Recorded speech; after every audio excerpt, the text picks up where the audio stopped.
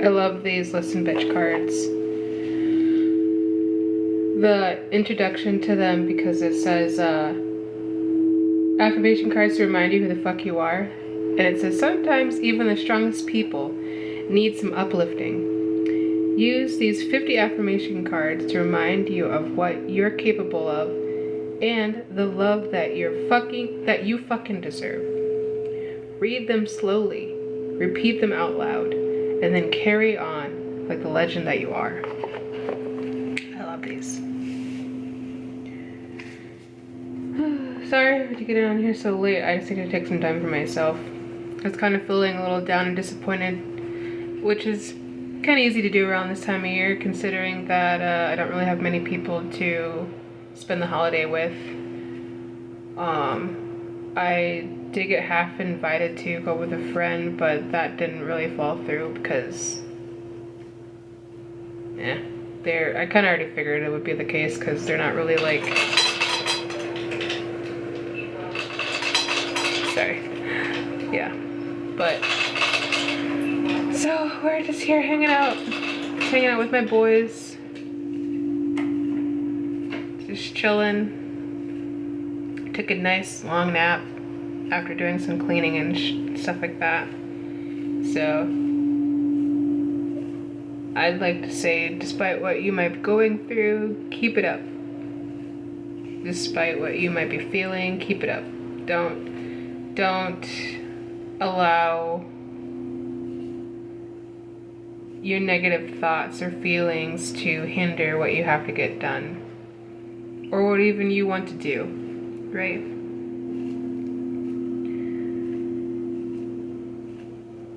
Because like I could sit here and be upset all day about not confirmation. I could sit here and be upset all day about not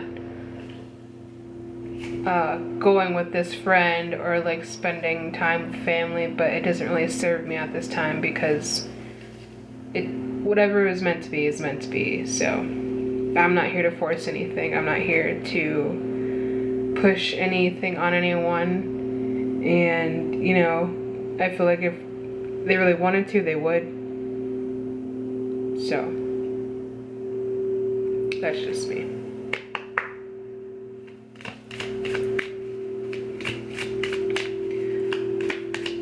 What would you like the collective to know? Whoa! Listen, bitch. No other bitch can do it like you can.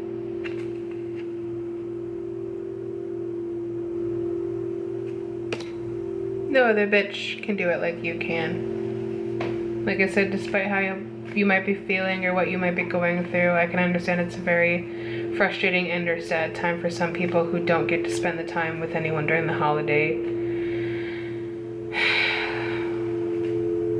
And literally my co-star said this morning, and said that you're okay to feel valid in your hurt and anger when you feel abandoned or rejected at the time. And that's true. You are valid in feeling like if you're not being able to connect with many people, if you feel like you're not being seen by many people, if you feel like you're not being heard by many people, just know you have yourself and you got yourself. And that right now I feel like is the most important thing that, you know, a lot of people need to hear, despite whatever your situation may be, that you've got yourself. I know it can be frustrating when you want support, when you want comfort, when you want those things.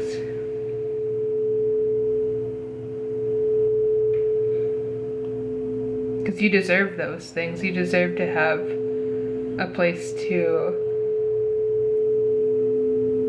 celebrate and be celebrated. But sometimes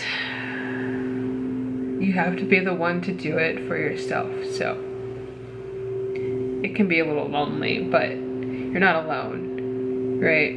I'm here with you. I can understand that completely. Yeah.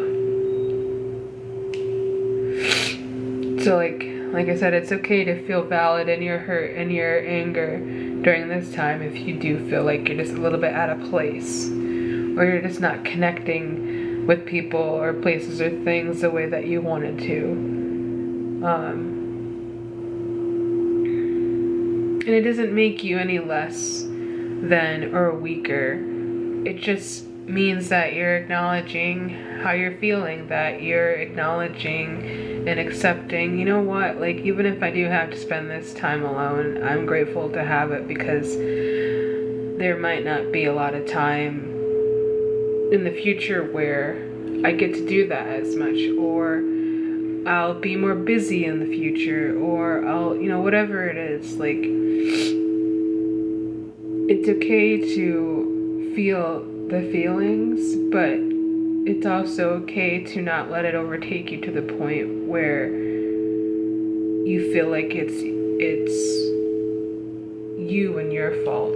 Sometimes people literally just can't show up how you would like them to show up, and that's just their capability, right? That's just showing you what they can and cannot do at the time. And it doesn't always mean that it makes them bad people. It just kind of shows you like, oh, okay, well, like you might have a shortcoming in this area, so I'm just gonna give myself more support in that same area that, you know, you can't. And that might end up drawing you away from certain people, places, or things. And at this time, I think you should just listen to that and just really take care of yourself.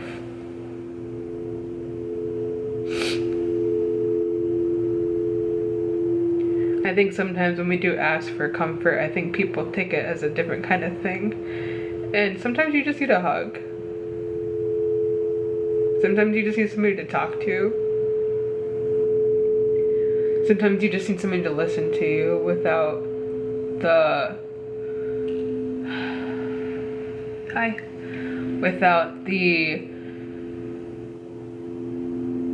repercussions of being criticized or judged. Because you don't know what anybody else is going through, so it's really easy for us to be like, well, why don't you do this, or why don't you do that, or did you try this, have you tried that? And it's like, yeah, I have, but it's not connecting, or it's not hitting the way I need it to, emotionally, physically, or mentally. And it's not that I'm trying to reject the experience, it's that I just know what I need, and I know what I want, and I know what that looks like, and I need to be honest with myself before anything else. And if I'm not feeling it how I would like to feel it, then I just have to be honest about that. And that could be something that, you know, that you could be dealing with, or that you could be going through. And it's really, so like I said, it's really hard sometimes to be honest with yourself when it comes to certain things. Like I said, like earlier, I took some time to myself just to relax, because I was feeling way more upset than I am right now. This is just me letting it out, but I was feeling like way more like upset and like angry. Like I said, that my co-star literally said it's okay to feel angry or hurt when you feel rejected or abandoned by someone. And it is really easy to feel that way during these holiday times, because I don't talk to any of my family. I don't have many a friend. I don't have a spouse to cuddle up with, you know. But it doesn't mean that I am bitter about it, that I am broken about it. It just helps me realize that at the end of the day, all I literally do have is myself. And that might be some people in some situations. Hello, thank you for joining. That might be some people in some situations, they literally don't have anyone. And, you know, whatever that reason may be, I think we have to be understanding, like, and not so judgmental of someone else's situation when, you know, we don't really even know why they don't talk to their family, you know, or why they don't really have many friends, or you know, why they choose not to have a spouse, or whatever it may be. I'm waiting for the right person to be with, and, you know, that's just me. Like, I'm not gonna stop growing and learning and evolving myself while I'm waiting. It's while I'm waiting, I'm going to be doing those things. And hopefully, as I do that, someone who I can genuinely connect with will come along. Because I'm not forcing any connections just because I'm in a lonely state, or because it's easy to do, or whatever it is. And this could be something for you to look at within yourself too. Like, kind of ask yourself, like, why am I feeling like I have to? And sometimes it's just because you're seeing other people do it with other people, right? You're seeing other people have this good time with family. You're seeing other people, have good times with their spouse, or have good times with their friends. And it honestly kind of makes some of us feel away. And it's not that we're like hating on these people. It's just like, dang, I wish I could also have that of my own. And it's not like you won't ever get it. It's just right now you're really being like tested to see what it is that you really need out of yourself to feel okay with not having it just yet. So I hope that resonates and you can understand that you're not alone out here. I get it. Like I said, I don't talk to my family, and that's for safety reasons. I don't have many friends because the friends I do have end up being really weird after a while. I don't have a spouse because it ends up either being transactional or just physical. So like I said, I'm just waiting for the right things to come along. So, and I don't mind waiting, but it does kind of get lonely. I'm not alone. I have my cats. I have myself. I have my home. I have my spirits, and I have God. So I'm not alone. But at times it does get lonely, and I think it's okay to acknowledge those feelings, right? It's okay to acknowledge, like, dang, like, I'm feeling kind of down and out. But it isn't necessarily because, like,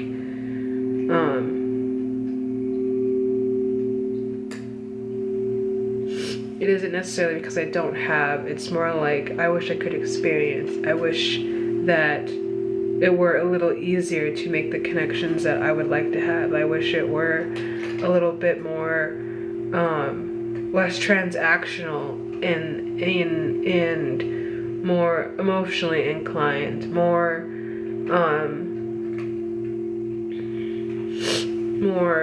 in tune with each other, to the point where we can really like actively like connect and learn from one another, instead of just like, well, what can I get out of you and what can you get out of me kind of situation. Like, I don't like making those kind of connections.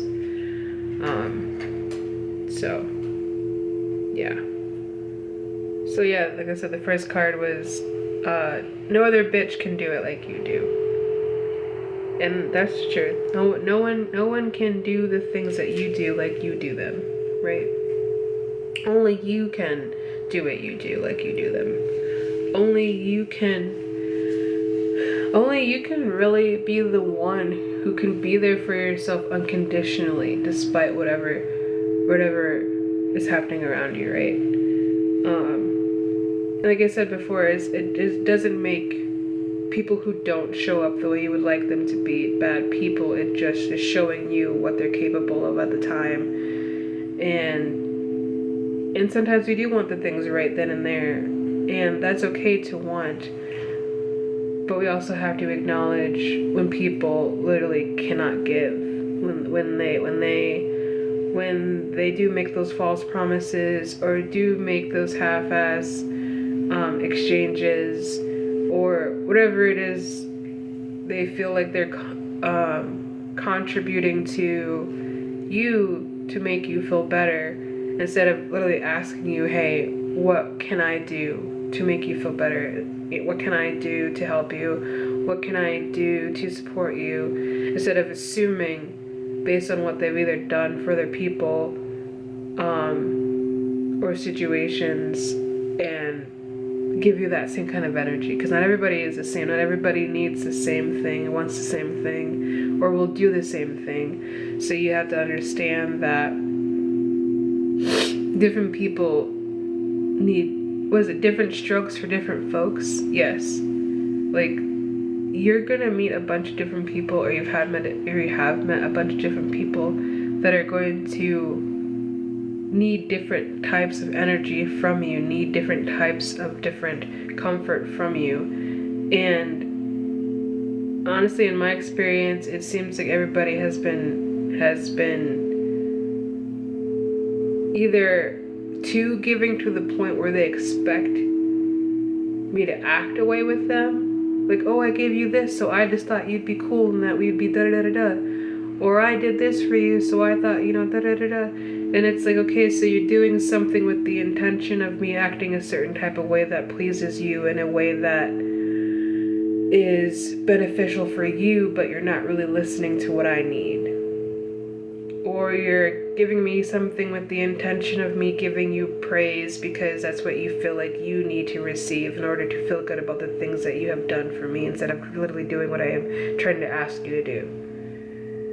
Like, people have to start being more aware and start really like asking people and not just assuming what people need. And if, you know, you're not able to give that to people, places, or things, then you also have to vocalize that. You can't just assume that they know, because then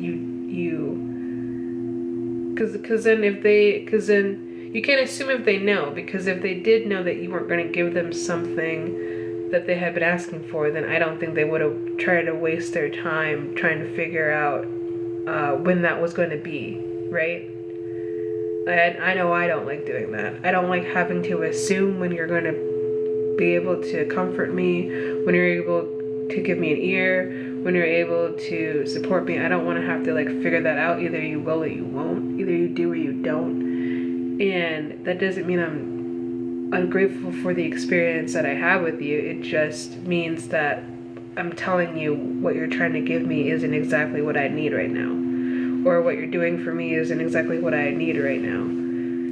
Like I said, sometimes some people just need a hug and an ear to talk to.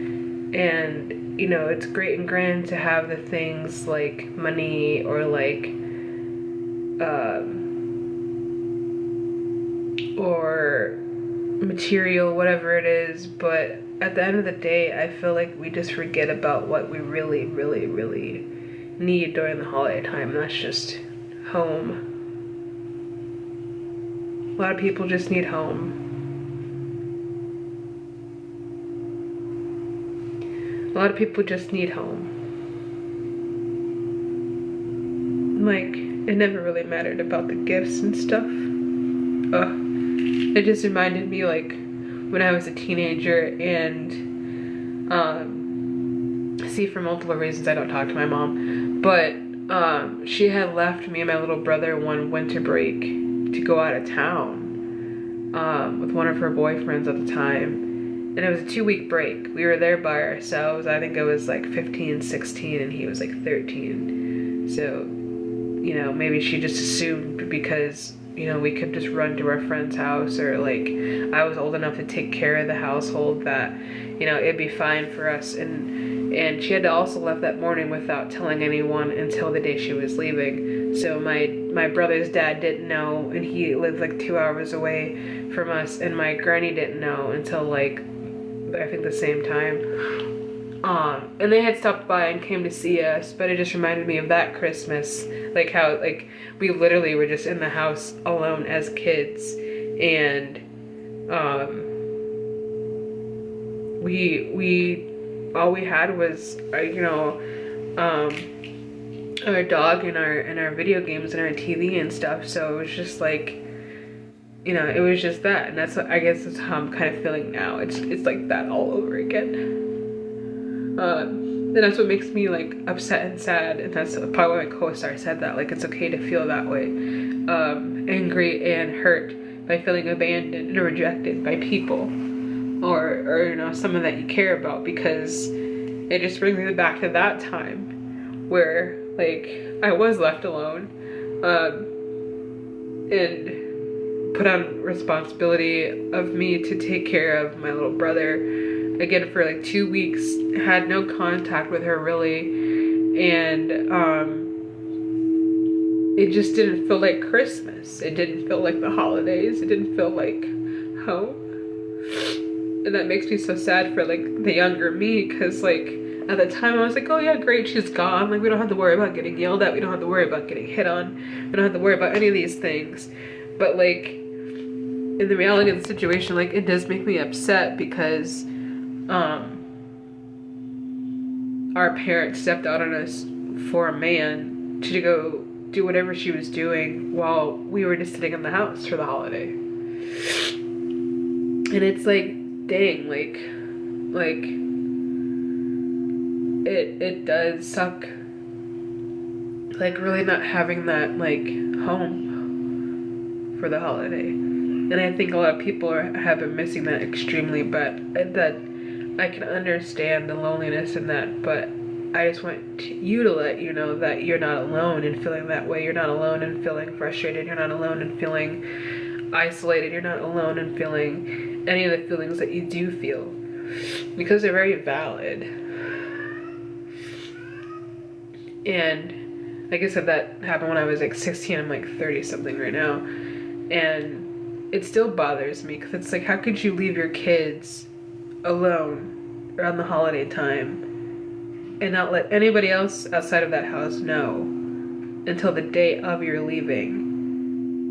And because we also didn't have food really much for our dog at the time either, so it's like she was just utterly neglectful and just went to go do whatever she wanted to do. And that's the kind of person she always had been. Like, oh, you're old enough to take care of your brother. Oh, you're old enough to do this. Or you're old enough to do that. Like, you know, and it's just like, in reality, no, you're literally just giving yourself an excuse to feel better about leaving your kids around Christmas. You're giving yourself an excuse to leave the house because you don't want to be here. Like, you're giving yourself these excuses and then wonder why now we don't want to be around you, because look how you treated us when we were kids. It's like, her entitlement is crazy. She still has this entitlement over us, but I don't know about my little brother. I haven't talked to him in years, but oh, she tries to over me in some extent, and it's like, no, like, you know, I've grown up, I've raised myself. Like, it's literally the second like she chose to leave was like, all right, well, you know, I'll just take care of myself the way I know how. I'll hang around, you know, friends who will be there for me. I'll hang around people who will support me. I'll find a way to feel okay with feeling abandoned from you leaving and from you, you know, stepping out with your boyfriend just to have you have a good holiday while you're out of town. And I'm having to take the responsibility on as an adult now to take care of my little brother and this dog that we barely have food for, because you wanted to have a getaway. Like,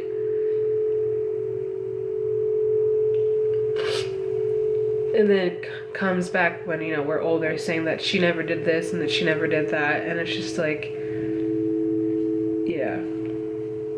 To say that my holidays were family filled, not really.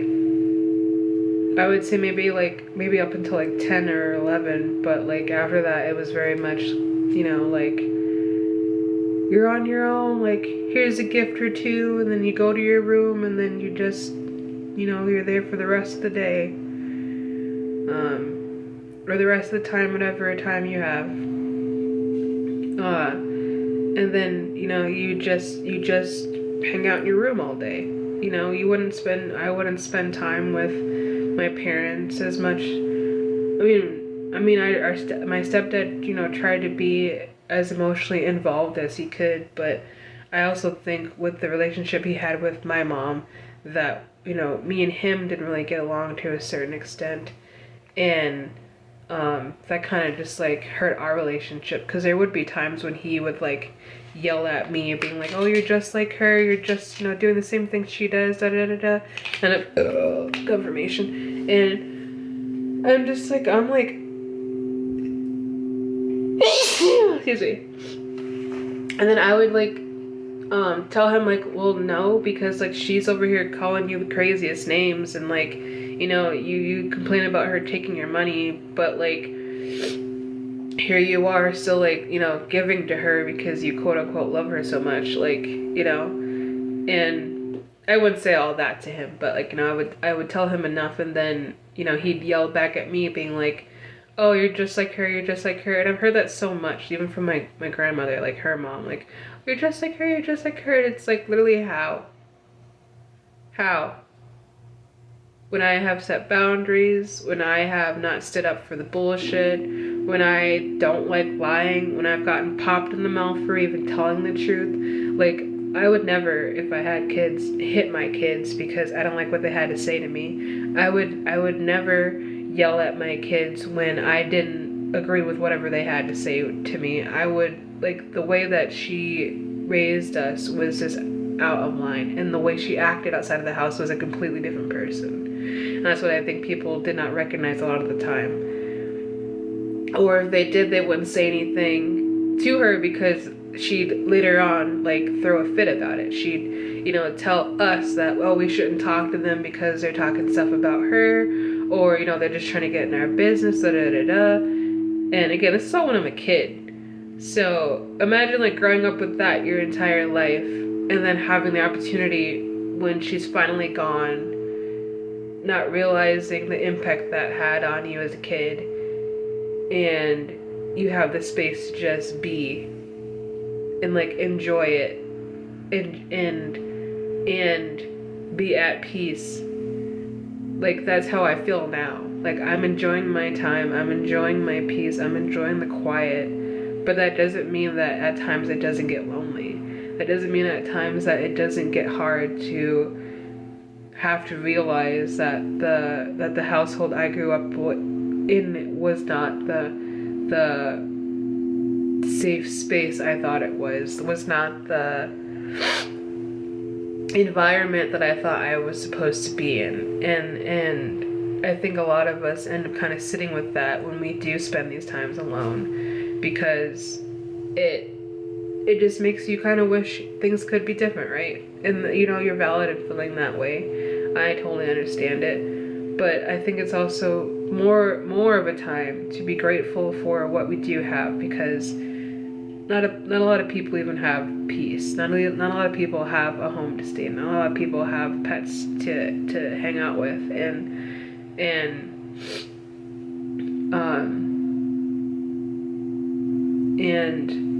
it can be way harder for them mentally when they feel like they have absolutely nothing.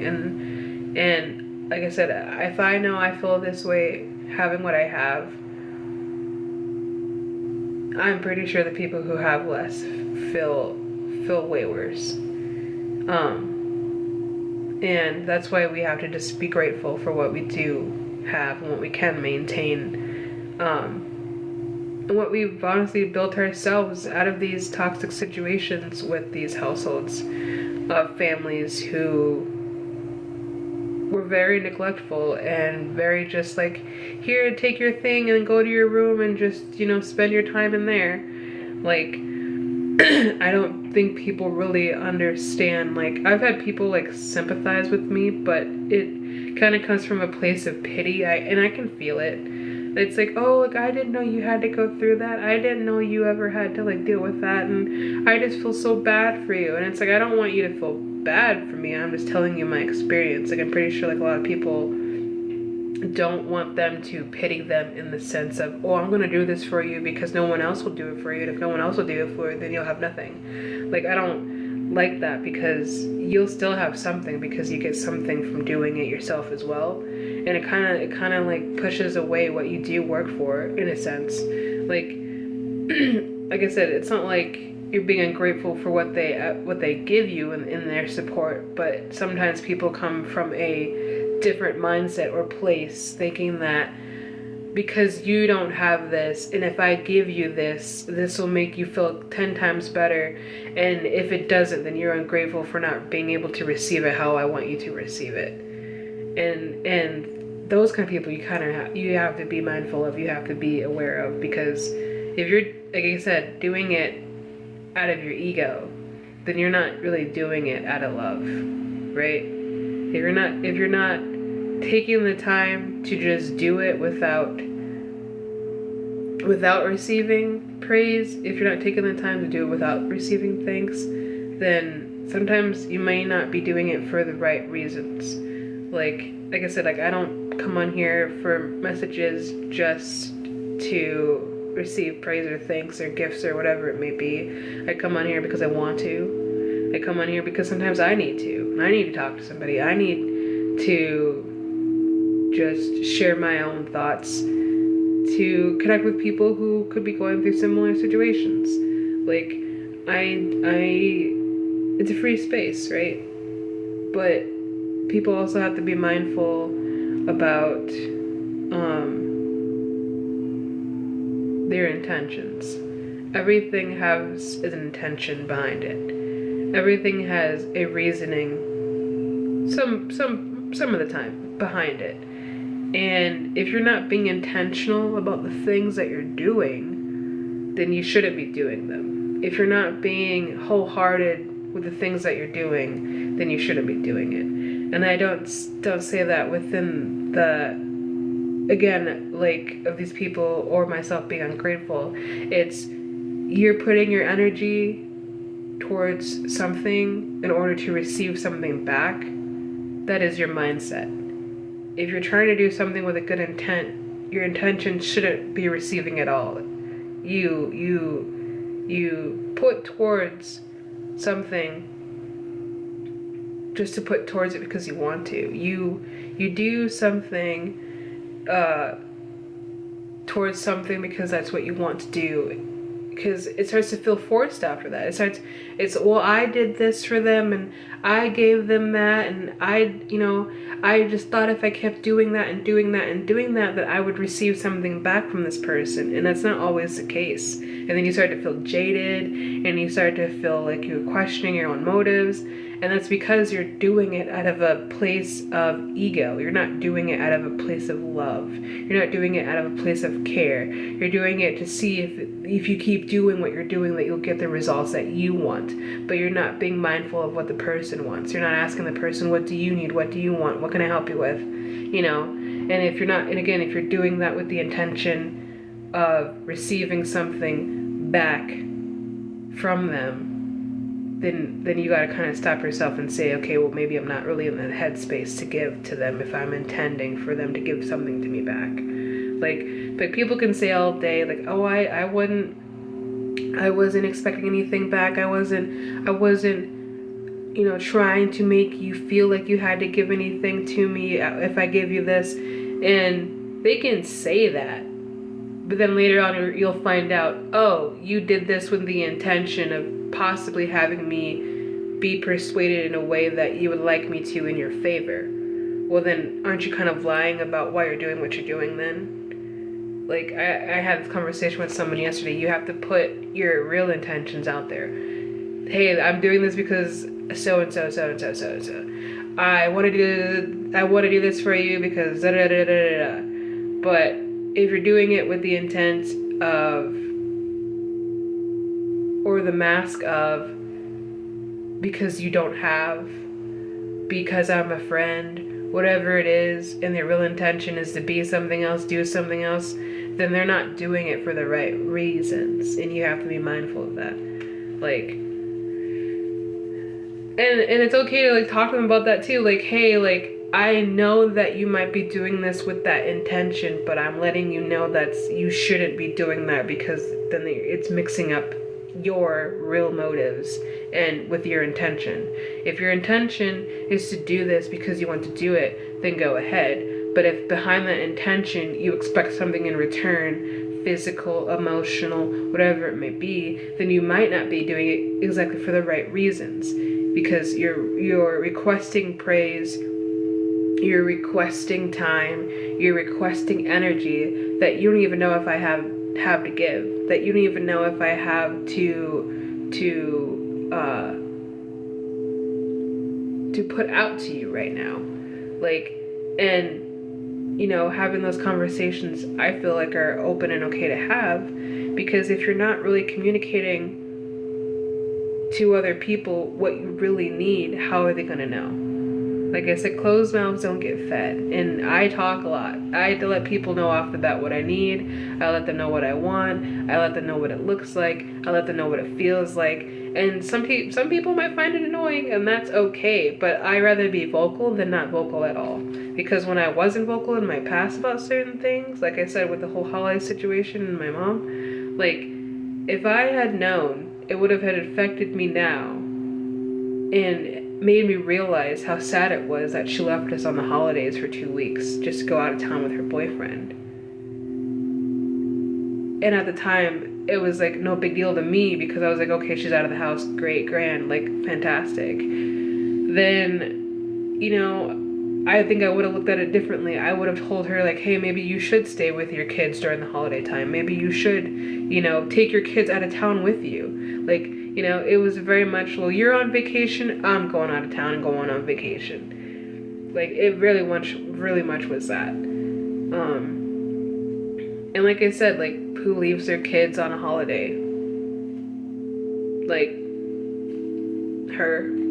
And again, my stepdad at the time was 2 hours away, so he couldn't really come down whenever he wanted to. So like, he was more upset with her in the whole situation because again, nobody knew she was leaving until the day of. We didn't know until the night of, and then that morning before we even, you know, woke up, she had left a note and then was like gone. Like, yeah. And talk about priorities, right? And you know, my family might question why I feel how I feel towards certain things. Oh, you're mad and you're holding a grudge and da-da-da. No.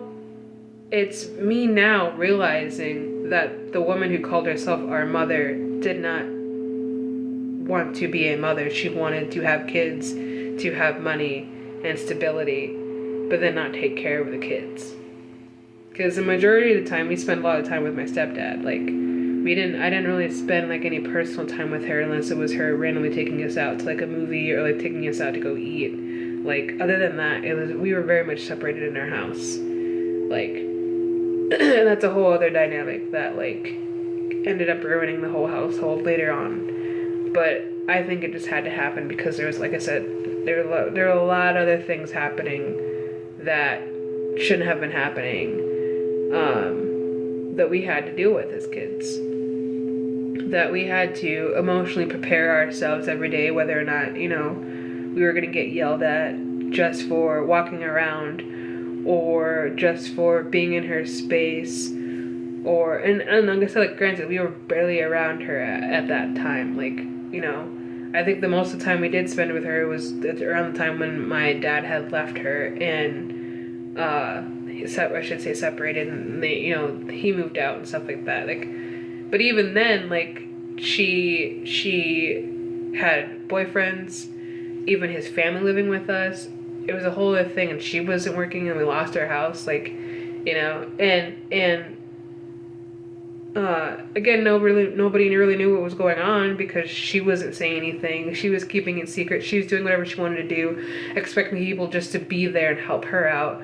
But it's like, they already knew how she was, so like, doing any of that would put them at risk of not only their peace, but probably their finances, probably their home. But, you know, she had 2 kids who were like under legal age, so like she had to like figure it out, and we just had to like, I was staying with a friend a lot of the time. My soul was my little brother. Like, we didn't really, around like, I'd say 15 to like 18, we weren't really home like that.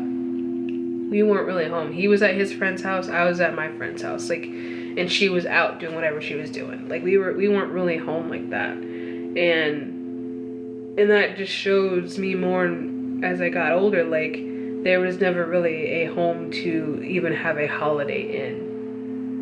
Hey, that's a song. Hotel, motel, holiday inn. But yeah, there wasn't really a home to have a holiday in, And that's why I'm grateful now, because, you know, I may feel lonely at times without, you know, having family or friends around, but it makes me realize that compared to what I had and compared to what I have are two different things. And that I am way more grateful now for what I have versus what I had in my childhood. So again, if you're resonating with that, like I feel you. I feel you. It's okay if it sucks. It's okay if you're lonely. It's okay if you feel like you're not getting the support or comfort that you need at this time. It's okay. You're totally valid in feeling your anger and your hurt. Just don't let it control you and do something stupid or lean on something that you don't need to lean on, or someone that you don't need to lean on. Like, you know, just don't let it make you desperate for something that you know isn't really going to help you heal the way that you need to. Right? Okay, so we're gonna continue with the cards. I hope that helps.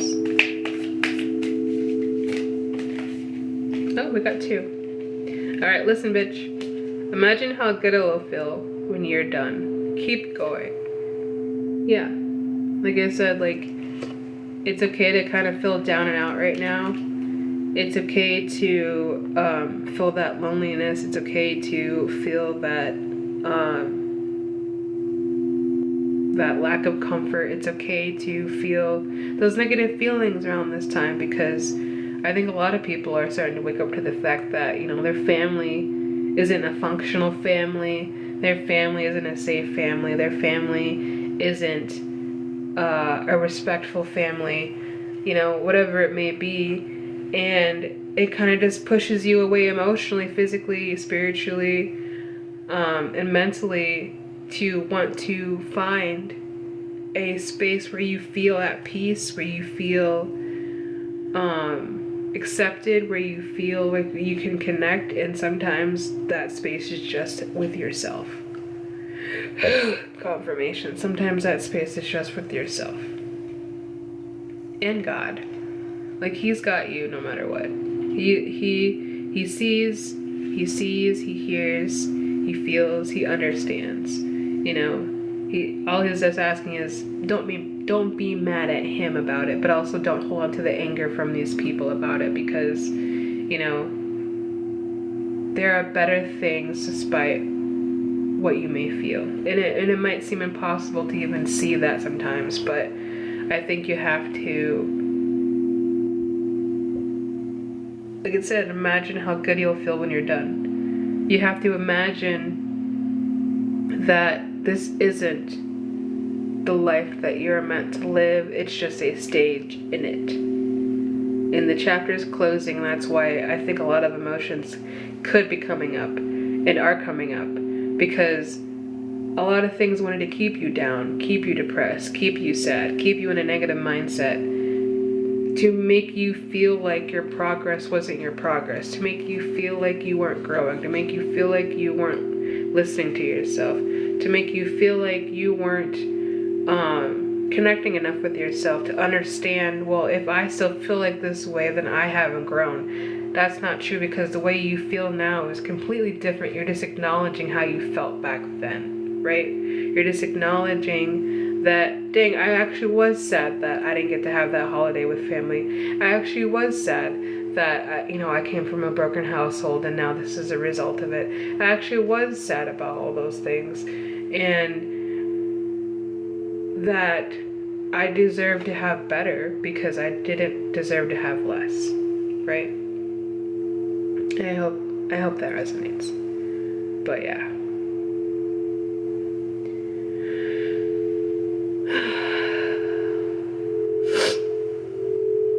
And like I said, if you have to just take time to, like, cry it out, to talk it out, to hug it out, like, I'm here, we're here, the collective's here, like, you know, there's more than enough people on the internet to just talk to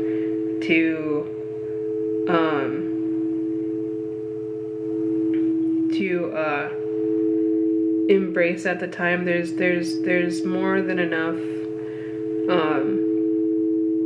energy to go around when you do step into your honesty with yourself and say, hey, you know what? Like, yeah, I might have not been the best when I was younger, but I can make it better for myself now. However that may be, whatever you feel like you can do, whatever you feel like, you know, will make you feel better. Like I said, I just took some time to myself, had a nap.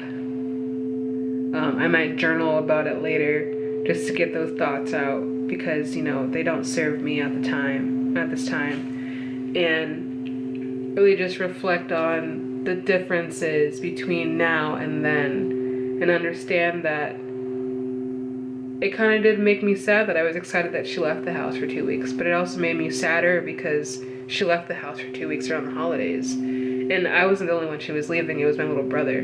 So it's like, imagine you're normalizing, this is what your parents do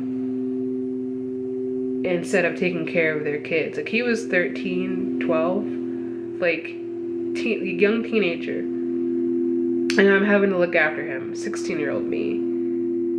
And if I wasn't doing that, he was being sent to his friend's house or whatever it was. And it wouldn't be me sending him away. I just asked him, like, hey, do you want to go? Like, you know, like, you don't feel like you don't have to feel like you have to stay here if you don't want to stay here, you know. And I would just, like, take care of our dog, you know, do whatever I could. I think there was one time out of the time, because we had, like, an event at school that my friends randomly did show up, and, like, I spent the night over there and such. But again, like, we had the grown mindset of, we know how to take care of ourselves, we know how to cook, we know how to feed our dog, we know when to take them out, we know how to keep ourselves occupied with TV or video games. So it was, like, not a big deal if no one else was around. And I can understand, like, I think there was a time when I used to talk to him, I don't talk to him as much anymore, but when I used to talk to him, when he would, you know, talk about his depression and stuff, and I was like, no, I totally get it. Like we grew up kind of shitty, like, we did, and it sucks that nobody can really acknowledge that, but, like, blame us for feeling the way how we felt. Like, again, she left for 2 weeks, she wasn't there, nobody knew about it until the day of. So to have to emotionally deal with that as a child and try to figure out, well, dang, like, my parent rather do this than spend time with me during the holiday, can really put in a jaded impact on you as you grow up, because that's what you're just used to. You're used to people stepping out when they want to step out and not be around when you generally need somebody around you. Like, it does suck. And like I said, it's okay to acknowledge those feelings, for sure. It's okay to feel those feelings, but also not to let it consume you in the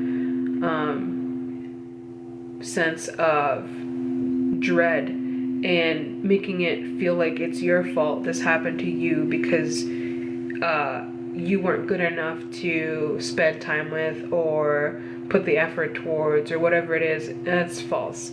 It has everything to do with the people not dealing with themselves, that they felt like they could just do whatever they wanted to do to please themselves, not thinking about the effects it would have on you later. So I hope that makes sense. But listen, bitch, change is good. Embrace that shit. Yeah. Change is good. A lot has changed in those past 15, 16 years. And like I said, I'm way happier now, but like it does just make me feel sad for the younger me, not even acknowledging that it deeply upset me that was the case that we were living in. That was the environment we had to grow up with. That was the parent that we had who neglected us because she neglected herself and just thought, you know, filling herself with a man would make her feel better. Like, it literally was that. And that's also why I'm not so gung-ho on finding a partner, finding someone to spend time with at this time, because I don't need it like that. I'm not desperate for it like that. And no one should have to be. You shouldn't have to feel desperate to have a partner. Either you're ready for it or you're not. Either you're going to put the effort into maintaining that relationship or you won't. And I've been ready. It's just that the other half seems to be, you know, doing their own thing, which, you know, do your own thing, but by the time I'm ready to actually like settle down, it'll be too late for a lot of people who even had the chance before. So,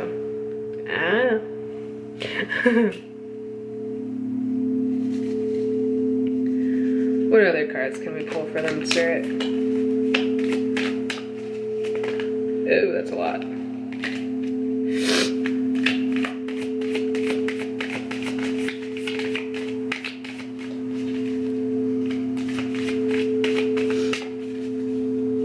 But yeah, I just hope that despite how you may be feeling around this time, if you are alone, that you are taking care of yourself still. You know, whether it's cleaning around your place, taking a shower, taking your pets out, you know, whatever it is. As long as you're, you know, good and treating yourself well, that's all that matters. So listen, bitch. Don't forget to celebrate the silent battles that you fought and won.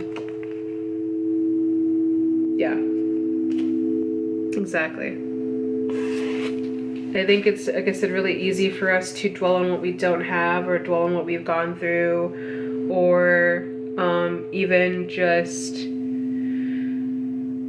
feel like we're not living up to our own part. Like, oh, I wish I thought I was going to be here, but I'm here still, or I'm going through this still, or I'm struggling way harder than I would have if this. And it's like, sometimes you just really have to go through it to get, like Megan said, sometimes you gotta go through it to get to it.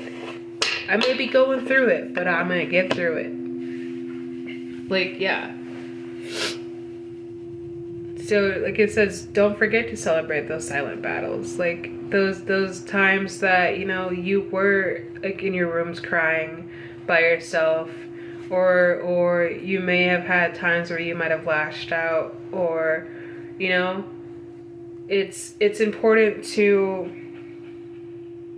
feel your feelings, because keeping all that pent up, whatever it is, isn't going to make you feel better. Isn't going to do you any good, because it's going to hurt your heart, it's going to hurt your stomach, it's going to hurt your head. It's gonna make your body just ache because you're holding on to so much that literally doesn't help you now. Yes, you can feel it out, you can cry it out, but when you're just repressing it and being, no, I'm fine, no, it's not a big deal, no, I'll just get over it, then you're really doing yourself a disservice and not helping yourself the way that you need, right? You're not giving yourself that comfort. You're not giving yourself the space. You're not giving yourself the proper love that you know that you need, because you feel like, well, because you felt like, because you had no one to really give it to you. But you're literally just being asked to give it to yourself, despite whatever you have gone through, despite however you have felt in the past. You are still allowed to give yourself what you need at this time. And the song we're on right now is Know Your Worth by Khalid.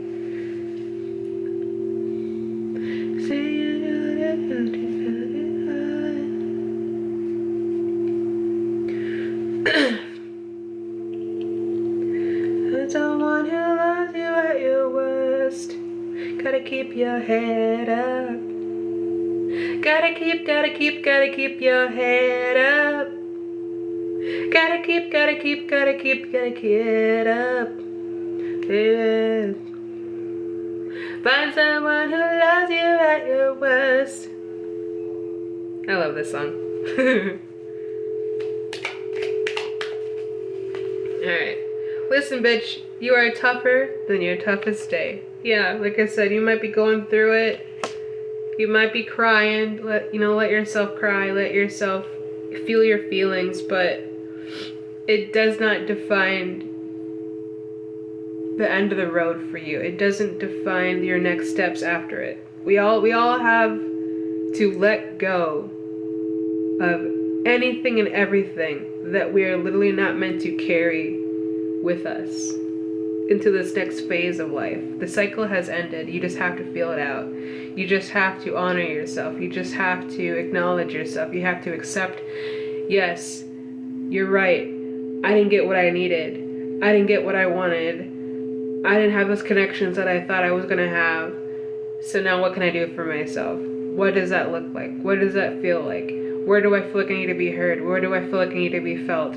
What kind of comfort do I need? Is it just physical? Is it just emotional? Is it financial? Is it mental? Whatever it may be for you. Like, really, like, sit with yourself and ask yourself, hey, despite what we've gone through in the past couple of years, months, days, whatever it may be for you, what do you need right now? Like I said, like, sometimes I just need a hug. Sometimes I just need a hug. No words. Just a hug. And I love giving hugs. But I can't tell you the last time I really got a good hug. I can't.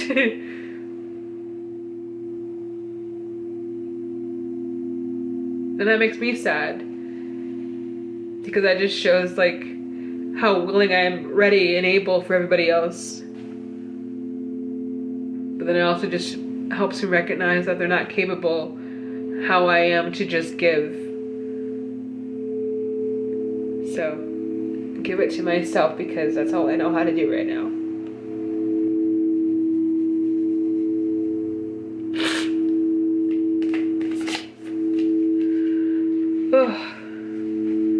Listen, bitch. Take some time to enjoy the things that you worked hard for. Yeah. Like I said, it's really easy to feel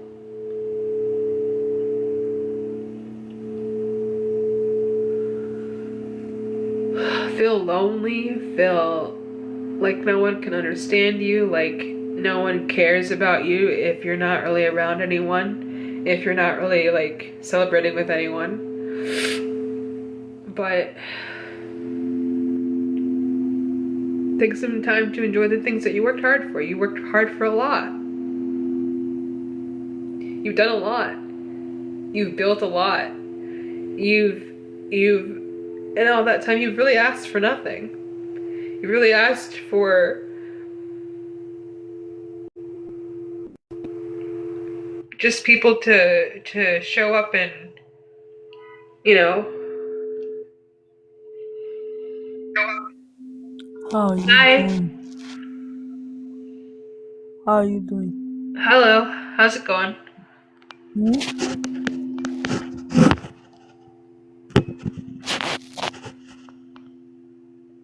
Hello? I'm hearing you. Oh, sorry, I can't really hear you.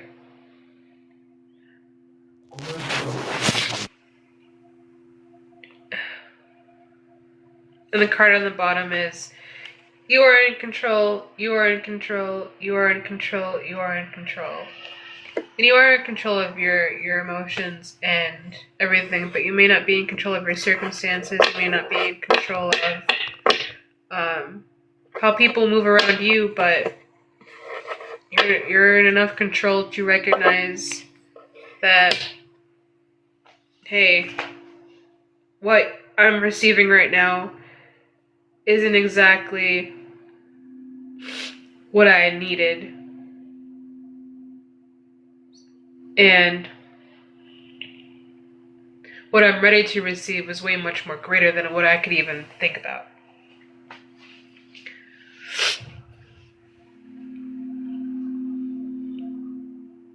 Where are you from? Sorry, what was that? I said, where are you from? Midwest. Nice place. Mm-hmm. Can you Where are you follow from? back? I'm from Nigeria. Okay. Is the country nice? Yeah. Can you follow back? I will in a little bit. I'm kind of busy at the moment. Just do it now, please. I'm I need busy to at the talk moment. to. Uh, are you sure you are going to follow me back? I can in a little bit, sure. Promise? I don't want to promise that, but you know, I also don't want to force it, so I would appreciate if you didn't pester on that.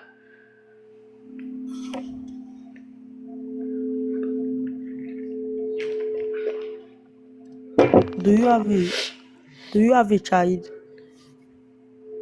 I don't want to be asking any personal questions like that on here, but thank you for asking. Uh,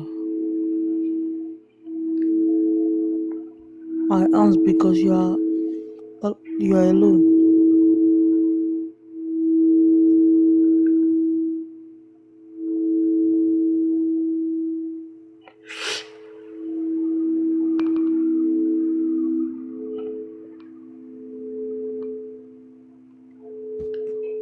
Can I ask you a question?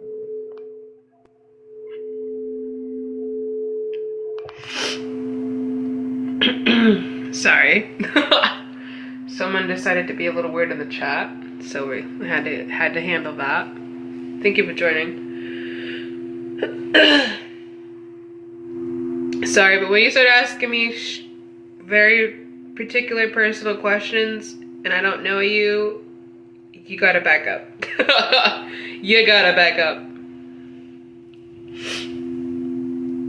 Especially when I'm in a middle of a collective read, I don't appreciate being interrupted because it's not just for me to hear, it's for you to hear too. So, but yeah, like I said, with the card underneath, you are in control. You may not be in control of your circumstances, but you are in control of how you feel. You are in control about what you do with those feelings, and you are in control of how you handle those feelings. And like I said, like, you might just need to take some time to yourself and, you know, feel things out and cry it out and grieve it out, but just don't act out on it. Just don't do things to do it with the intent of getting back or to out of spite of or anything like that. Like, do what you want to do because that's what you want to do, not because you feel like you have to show off or puff your chest out a certain kind of way to make it seem like. Just literally be as vulnerable and as open as you can with yourself, so you can find those same kind of people around you who can support you through those times, and really hear what you're going through. Really hear what you're experiencing. Really hear what you are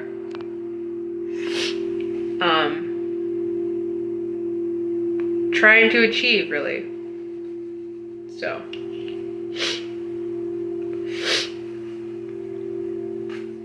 on the bottom of the deck we have, even the flowers go through dirt and shit. Keep blooming, baby. And the song right now is Diamonds by Sam Smith. Take all the money you want from me. Show me how little you care.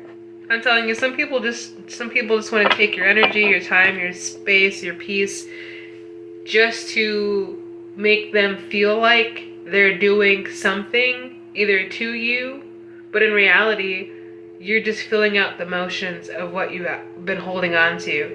It's really crazy to me also for people to come toward you thinking that if they upset you enough, you'll just crash out.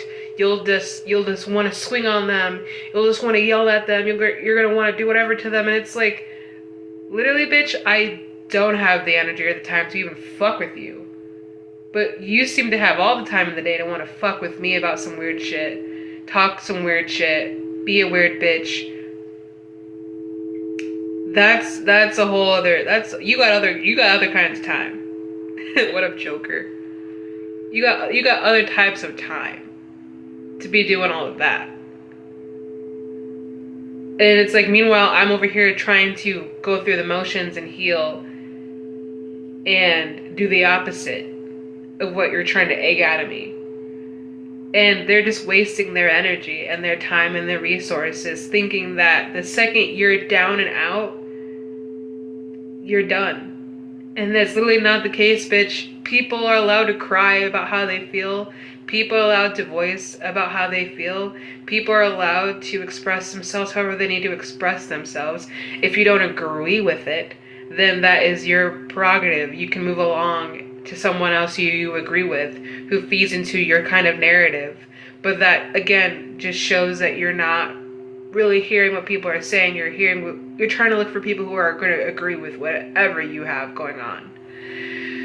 And that's a different kind of energy that we don't fuck with around here.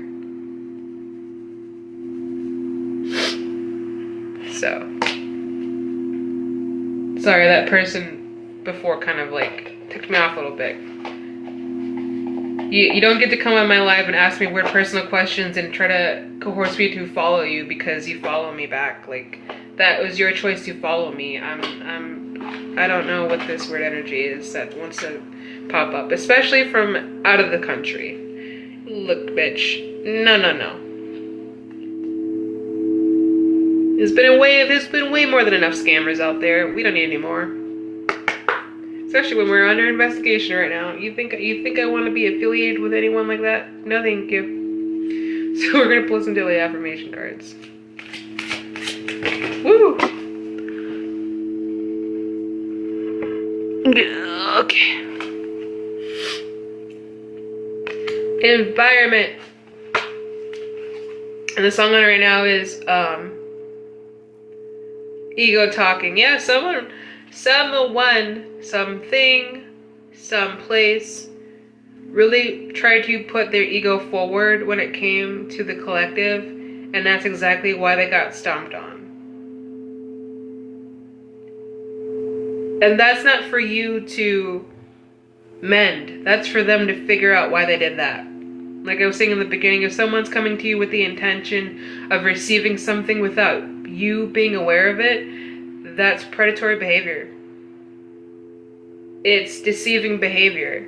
It really is, because I'm not coming to you with the intention of receiving anything out of you. I'm not coming to you with the intention of gaining something out of you. If you decide to support and do whatever you do, that's your choice.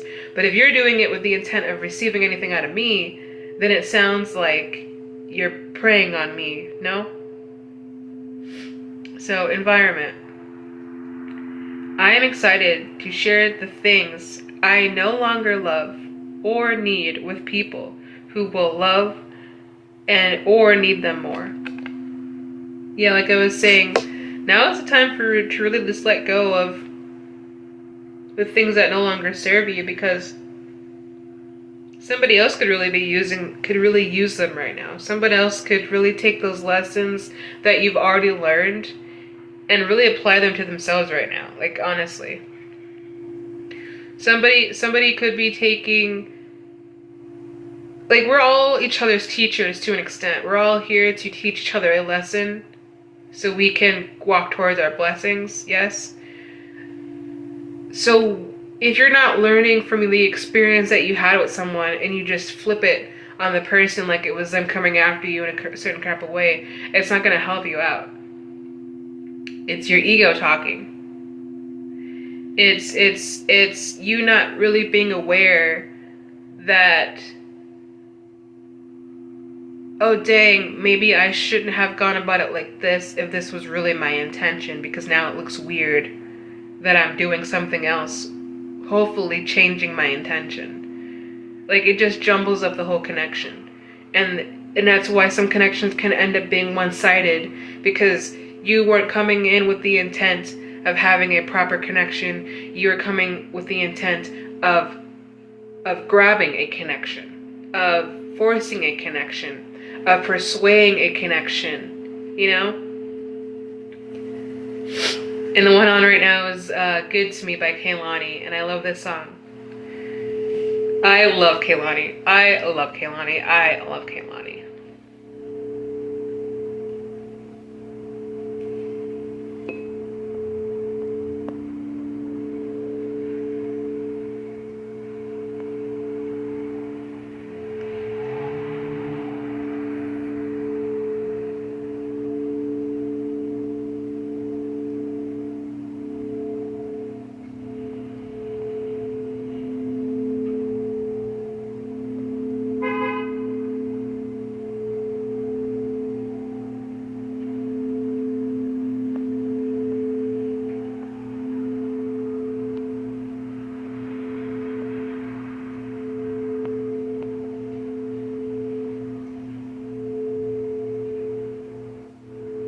Avoid suspicion of what?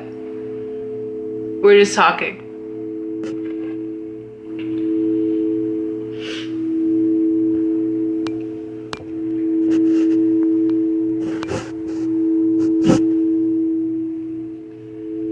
But like I was saying, yes, I love Kehlani and I love this song.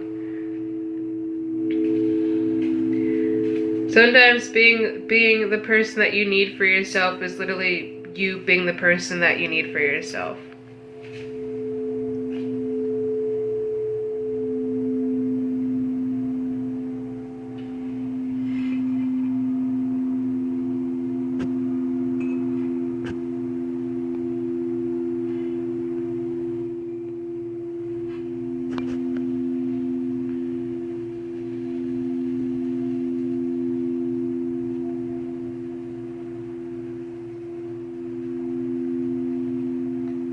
Again, it's so funny when people come on here just to be weird.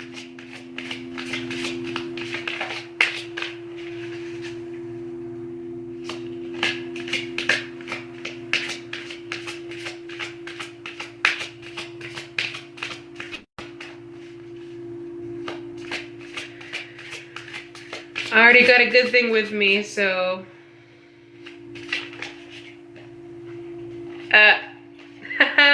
These came out yesterday, so I'm gonna read them, but they came out yesterday. Spiritual health. I feel God's presence in my life. Okay? Like I said, people are meant to teach other people lessons. We're all learning and unlearning from each other. Learning what we don't want, learning what we don't need, learning what we should have versus what we want to have. Like, we're all learning, right? We're all learning to unlearn what we thought it should have been, what we thought we should have had, what we thought it should have been, versus what the reality of the situation may be. And another card that fell out was relationships. I honor and protect my sensitivity. Yes.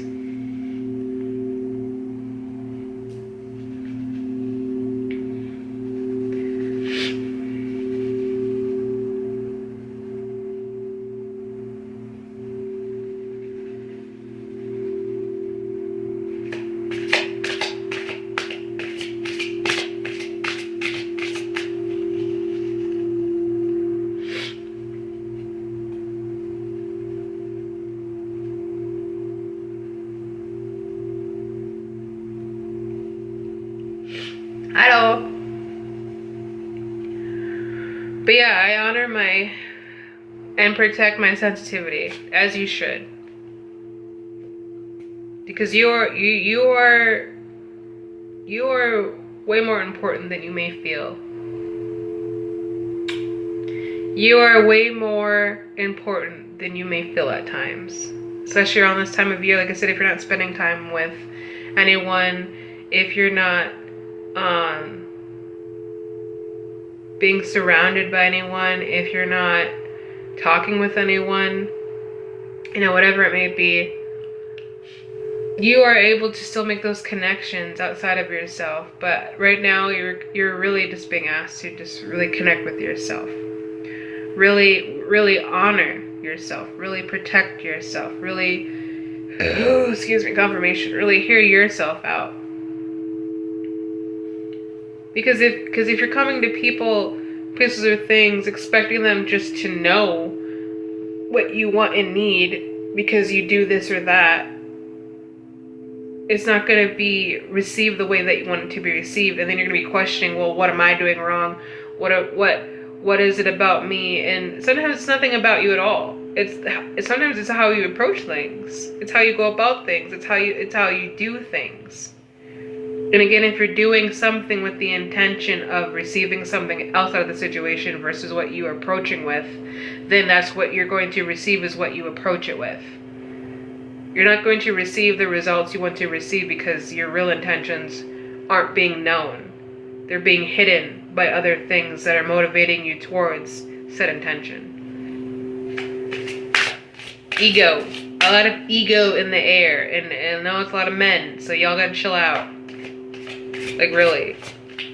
Y'all think that you can just give a girl this, give a girl that, expecting her just to pull her panties down for you for a second. Chill out. Okay? Chill out. It's not like that anymore. It's not. It really isn't. And it doesn't mean we're ungrateful for the things that you give us. But if you just expect your finances, your cars, whatever it is to make a girl swoon over you, then that ain't it. That ain't it. And that's how y'all get taken advantage of. And that's why y'all turn on women, being like, oh, well, you're just using me for my money. You're just using me for this. Well, that's what you gave the girl. That's what you offered her. Why would she think anything other than that if that's all you're giving her? Like, you have to also understand, you have to be mad at yourself for, doing what you did, thinking that's what the result was going to be for you.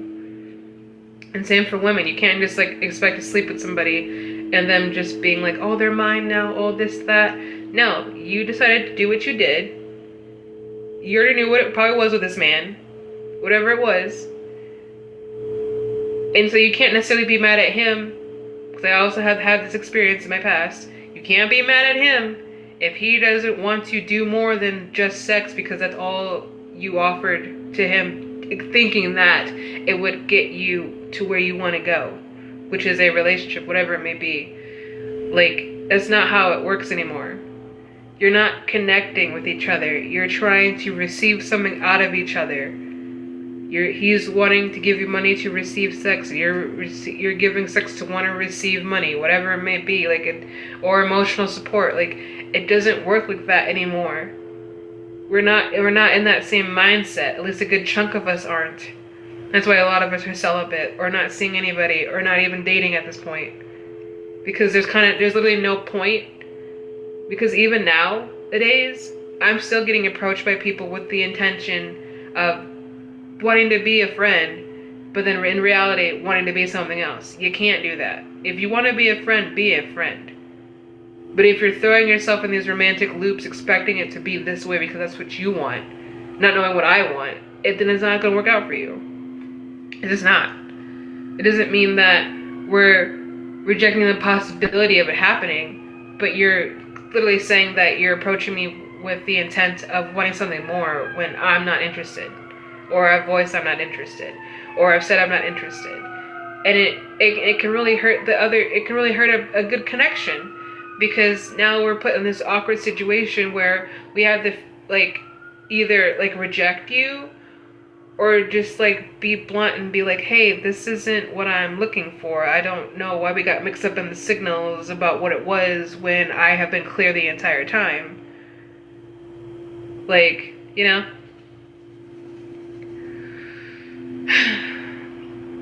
So you just be mindful of what you're really asking for when you're asking for something, what you're really looking for when you're looking for something, what you really need when you need it.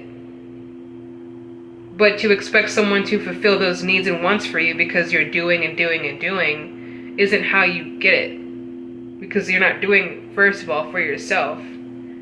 And secondly, you're doing it again with the intent of receiving something that this person doesn't even know that you're looking for from them. So that's why it won't connect, and that's why it will not connect. And people trying to force connections is exactly why things don't work out. Family, friends, lovers, whatever it is. You can't force something to happen. Either it will or it won't. You can ask. You can talk about it. But if it doesn't align with them, you have to respect that and leave it alone. Leave it be. Let it go. Move on to someone who can give you what you need, not out of desperation, but because they're willing and able to do that for you.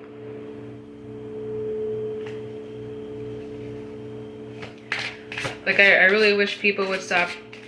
Like I said, I've been in relationships like that before in the past, where I've had to put myself a lot to the side just to make these men comfortable with the fact that they feel inadequate of giving me emotional support. They feel inadequate of giving me financial support, whatever it may be. And it's like, at the end of the day, I'm not asking you for anything.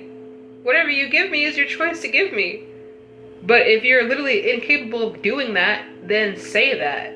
Then be vocal about it. Because I'm not begging you for nothing. You're putting it in your head that if you're not giving me this, then you can't do that for me. You're putting it in your head that because you're doing this for me, that you'll get this out of me. And then feeling away how you feel. Not accepting the fact that, again, you're doing something out of ego in order to receive. And this isn't just men, this is women too. Women do the same thing. I've dated both. They do the same goddamn thing. And some women are worse than men, okay?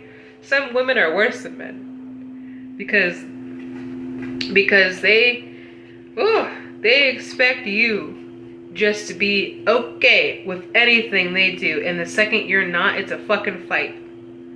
And I know. Because I've been combative sometimes. But for the right reasons. If you're doing something that I have told you I do not like and don't acknowledge or take in consideration of how it makes me feel, then yes, I will not want to talk to you, be around you, any of that. But if you're with someone who is like blatantly not caring, then you also have to take into account what you're doing staying in that situation. And again, this is something I had to tell myself a lot of the time. Well, if I know I ain't getting it out of this person, place, or thing, then why am I sticking around? Why am I dealing with it? Why am I making myself feel like crap when they have made it clear, through whatever emotion it may be, that they're not available, or that they're not emotionally capable to meet me where I am at, that they're not in the same mindset that I am when it comes to taking things slow, having things grow, learning to adapt, instead of just trying to say, well, I thought just because you were like this that we could just know. You're putting me in a situation I didn't ask to be in, first of all. Second of all, you're putting yourself in a situation you know you don't want to be in. So be mindful of where you step at. That just is what it is. It's nothing to get mad about. You just have to acknowledge, dang, I guess it wasn't like this. Now I'm realizing it was like that. Now I can understand that. Take that lesson and move along to someone or something else that I know I can receive from in the way that I need. Not out of desperation, not out of necessity, but because it literally is fulfilling for you to have. Right? I hope that makes sense. Take it as it resonates. Hello. We have spiritual health. I notice the beauty of nature every day, and it feeds my soul in delightful and delicious ways. And the moon is out. Yeah, we just had the last full moon of the year. Was it over the weekend? And, you know, they say that, what is it? You know, as women, we go through 28 days of cycling, and it's not just when we have our actual cycle, it's during the time of. And that's why we sort of, like, I don't know about you, but I've been heavily emotional. Every little cute thing makes me want to cry. Every sad thing makes me want to cry, but it's for a reason. Like, it's literally, it's just all of this, all the pent up emotions that have been sitting for weeks or days or whatever it may be. And now my body feels like it has the time and space to just shed, just like the period. And it's like, you just have to allow it to happen. You just have to allow it to go. You just have to allow it to flow. And that's the best way you'll feel better. Like, you ever had like a good cry, a little bit of ice cream, and a nice show, and you're just like, I feel better. Like, that's what you probably just need right now. And I get it. You're allowed to have that. Totally. Don't shit on yourself too bad. You know? It is what it is. Environment. I easily release clutter from my life for good. And it's a little golden retriever. So cute. Yeah. Like I said, clutter, whether it's emotional clutter, mental clutter, physical clutter, just take the time to take care of yourself in these trying times of emotions. And know that if you are alone for the holidays, that you are not alone for the holiday. I'll be here for Christmas. I'll be here every day as long as I can be here every day. Even if it's just talk about nothing. But there's always something in nothing, right? So, relationships. I am a respectful, loving person who cares deeply about how I treat others. People feel safe around me. Yes. Yeah. Yes, they do. Yes, they do. And I put no fault on that at all. Because, like I said, like, I had a conversation with a friend yesterday, like, it's really easy for people to connect with me, which I am appreciative of, but that does not mean I connect with them as easily.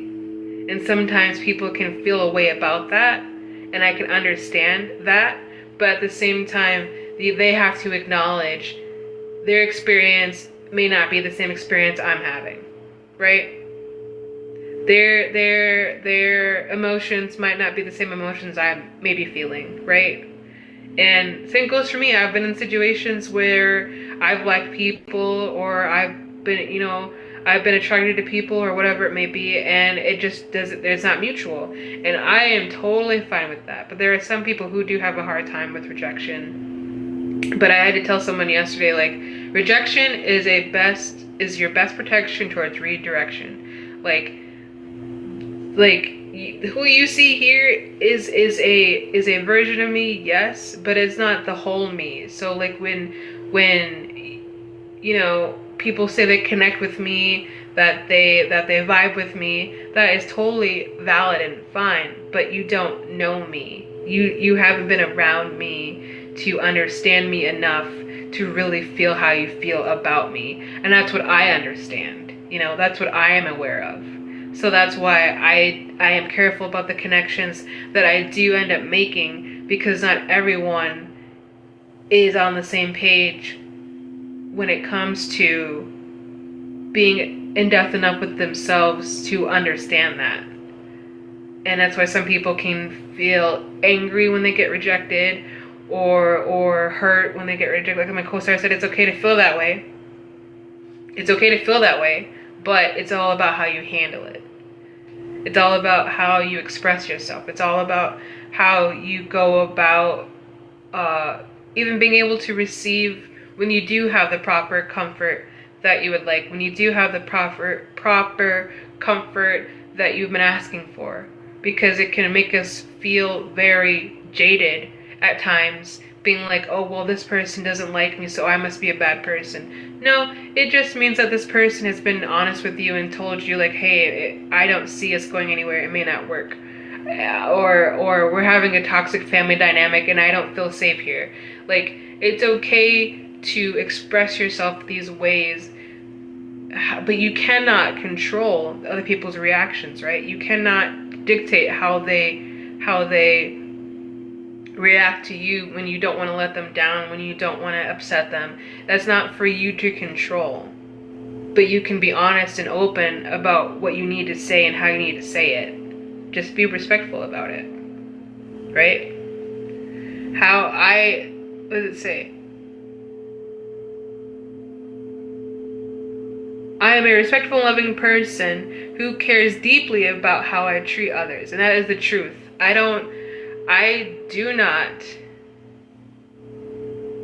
try my best to not treat others how I have been treated in my past. That is my truth. I have been bullied. I have been made fun of for even caring, which is weird to me. Why are we such in a stage of life where we make fun of each other for caring about each other? Why are we such in a stage of life where it's like cool to bully somebody for giving a shit about somebody else who needs something? It's really weird to me. Like we are going through so much in the world, emotionally, spiritually, mentally, and physically, that shitting on someone for caring about someone else just shows who you really are. And that kind of sucks for you, because then you're not going to have a lot of people around you really caring about you. Like when I had this conversation with my friend yesterday, just about relationships and stuff, I told them honestly, like, the reason why I can't pursue anything is because I also do still have feelings for someone else. And that's just me being honest. It's not me being deceptive. Being like, oh, well, you didn't say that, da-da-da-da. It's like, no, like, because again, like, I am being honest. I want to let them know, like, this is what it is, and I'm not going to put you in a space where I'm not ready to do any of that. But, like, sorry, my cat. But, like, I also, you know, want to be as transparent as I can, because I care about your feelings and they are valid, and you are totally understood in feeling how you feel. I'm not here to negate that at all. But I need to also respect my own feelings and what I feel, and let you know I'm not feeling the same kind of connection you may be feeling. It just, yeah. So, yeah, how you treat people matters. Of course, how you treat people matters. Okay.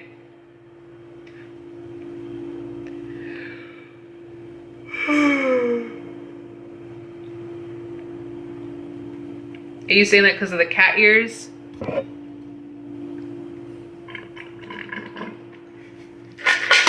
What are we hunting for?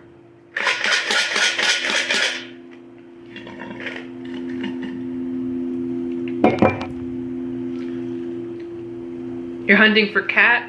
Ooh. Alright, any other daily affirmations you want them to know?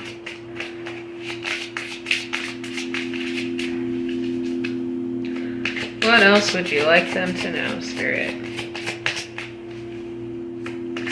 And I hope this makes sense to my people who need to hear it, because it won't make sense for everybody.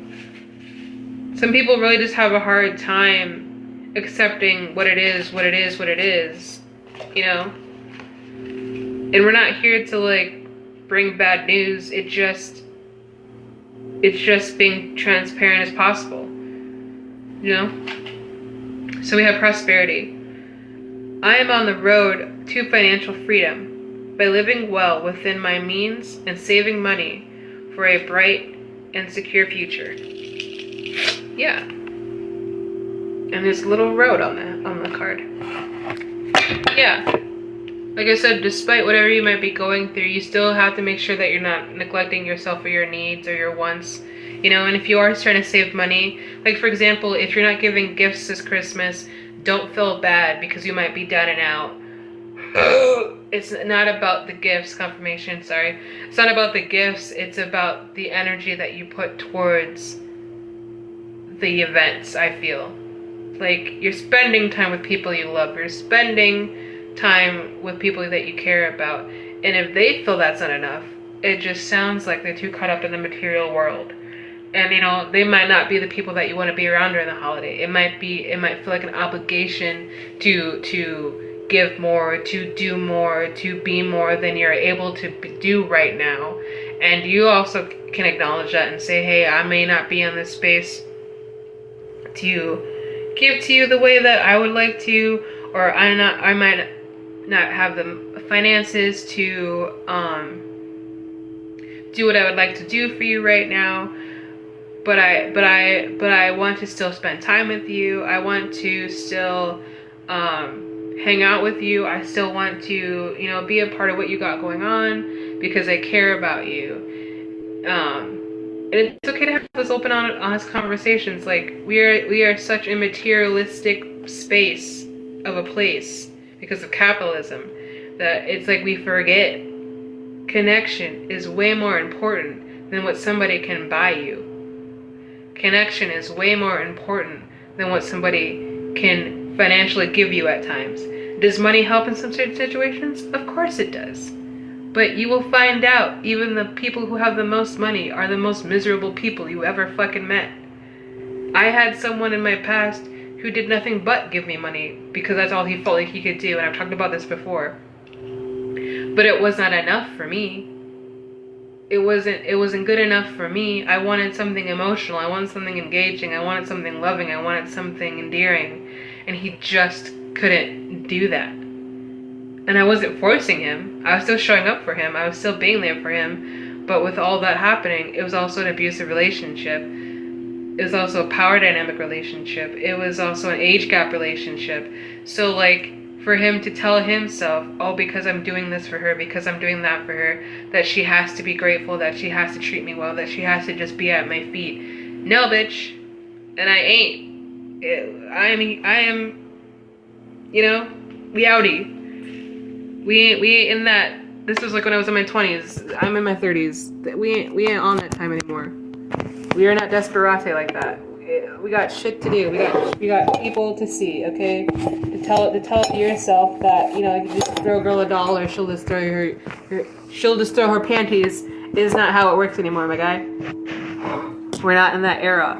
Not every girl is like that. And on top of that, I'm here. So just tell yourself if you just give me whatever will get you whatever isn't it. Hello? Do you see on my thing, pansexual? It's about the vibes, it's about the energy, it's about the connection, it's not about the physical, the financial, none of that. That comes secondary to the connection of what it is. And if you're not connecting, then you will not connect with me. It's not that I'm not trying to connect with you. It's literally we're being abrasive against each other in a way that I don't feel comfortable with or like. So if you're focusing on yourself right now, collective, do so.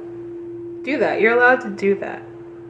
Even if you do have good family, like spending time with. If you want to take a break for the holiday, take a break. If you want to go to your other spouses for the holiday, do that. If you want to go to your just siblings' house for the holiday, do that. If you just want to spend the holiday by yourself, do that. But I understand the holidays make it a crucial time for everybody just to take up everything they have and just be that person that people want them to be in that moment. You don't have to do that every year. Take a break. Worry about your finances and your money and what you got going on sometimes. So you're not stressing yourself out so much to the point of exhaustion, to the point of burnout, to the point of questioning if I'm doing what I'm doing is right or if it's wrong or da-da-da-da, whatever it may be. Take the time for yourself. Literally just take the time for yourself. Christmas comes every year. You can celebrate Christmas after Christmas.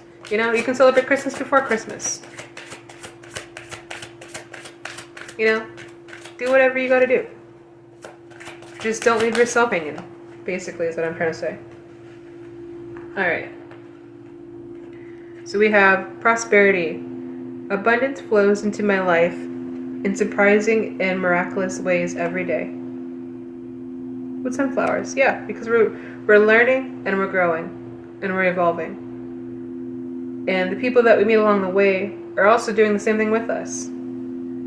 It's like imagine, I like to say this a lot, but it's like imagine you're on a bus and God's driving the bus, and each passenger he gets on, each passenger talks and mingles with each passenger, and they learn a lesson from that person, people, place, or thing that they're talking to, and then that person steps off the bus, and they have learned a lesson from you, and then another person steps on the bus, and then you get to do the same thing again, you learn a lesson from them, then you step off the bus, and then someone else gets on the bus, and they learn a lesson from the other person that learned a lesson that you learned, and it's a repeating cycle. That's what we're here to do. We're here to learn lessons from each other and understand ourselves better as people. Why we interact with people the way that we do. Why we have relationships with people the way that we do. Not only with ourselves, but with other people around us, right? Why we're doing what we're doing. What that means. What that's supposed to look like. What that feels like. All these things that we keep wondering. What's our purpose? At the end of the day, it's just meant to connect with people. It's just meant to be with people who can understand you, who can relate with you. And I don't mean in the sense of pity, of over sympathizing, of toxic positivity. I don't mean feeding into those emotions that will just make you feel like if they agree with me, then I don't have to change anything. I don't mean that. I mean in the sense of I can continuously learn and learn and learn as I am going along in life because of the people I have met throughout my life. And that's a beautiful thing. Prosperity again. A lot of prosperity. Okay. As I celebrate and support the financial success of others, I open my life to even more good. Yes.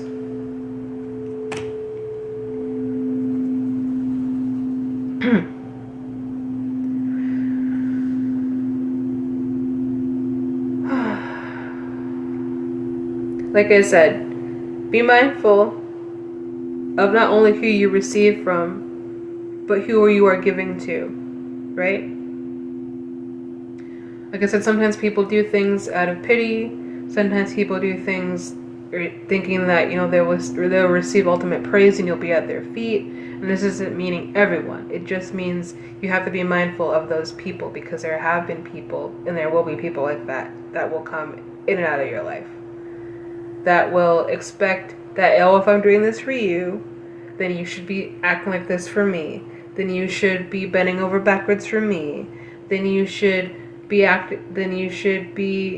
putting out for me. Then you should, be doing that. It's very frustrating energy for me. I hate how transactional we have become as people. If you feel like I need to do something for you in order to receive something, then I do not want it. I don't want it. I don't. That's just me. If you feel like I have to do something for you in order to receive something, then I do not want it. We can trade. We can bargain. We can negotiate. But if it's not a conversation that has to be had first, then you will not get the results that you are asking for out of me.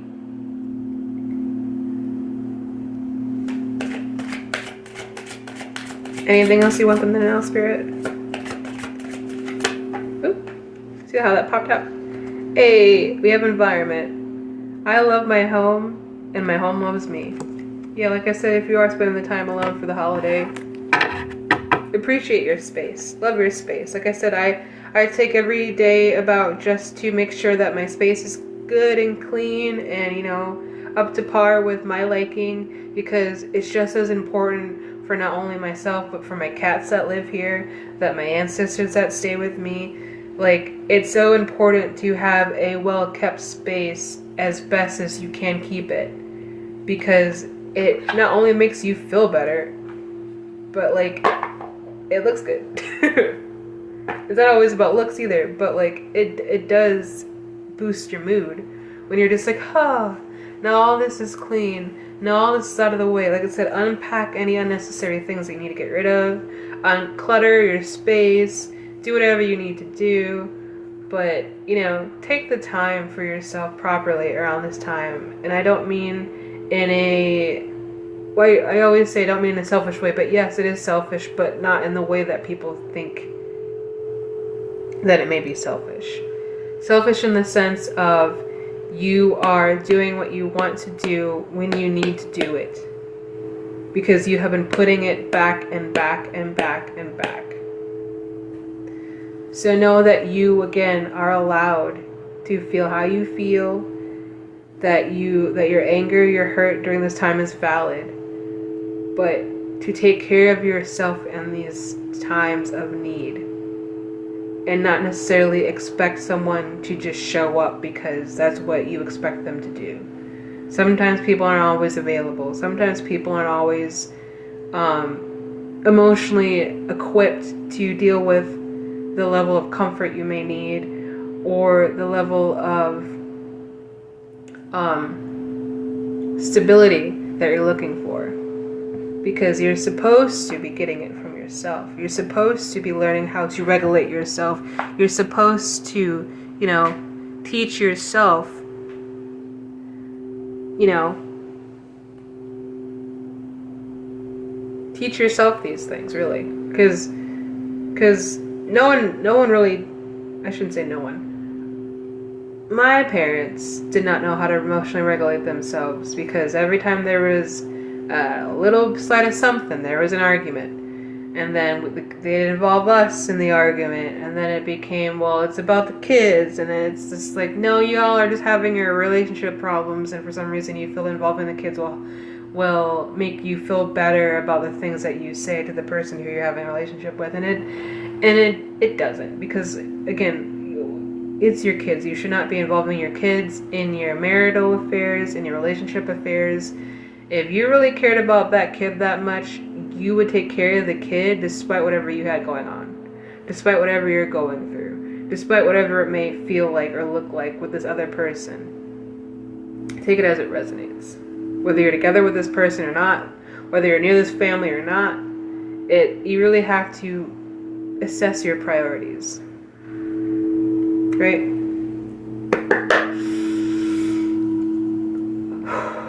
What would you like to collect in an Elfin Tarot? What would you like them to know, Spirit? Yep. This again. High Priestess reverse. When I talk about family, it seems to come up a lot. Secrets, harm, hidden agenda, disconnected from intuition, withdrawal, silence, selfish, shallowness, ignorance, misunderstanding. Yeah. This person outside of you, whatever this energy is, this High Priestess negative reverse energy, they don't understand. And it's not your job to make them understand. Sometimes it's just your job to show them how to understand. Does that make sense? Whatever secrets they have, whatever they're holding on to, isn't yours to hold. You're here releasing, you're here healing, you're here understanding, you're here accepting what it is and what it isn't. What it is and what it isn't. That's what you're here doing. You're not on the same page as this person. What else would you like them to know, collective? Spirit. What else would you like them to know for the collective? And the song right now is "Won't Let You Go" by Giveon. I love Giveon. Was it the beach? I think it's called. Yeah, the beach. He's talking about not letting you go. Maybe this energy, that's how they feel. Like, I don't want to let them go. I don't want to move on. I don't want to. And it's like it's already been cut. The cord has been cut on this energy a long time ago.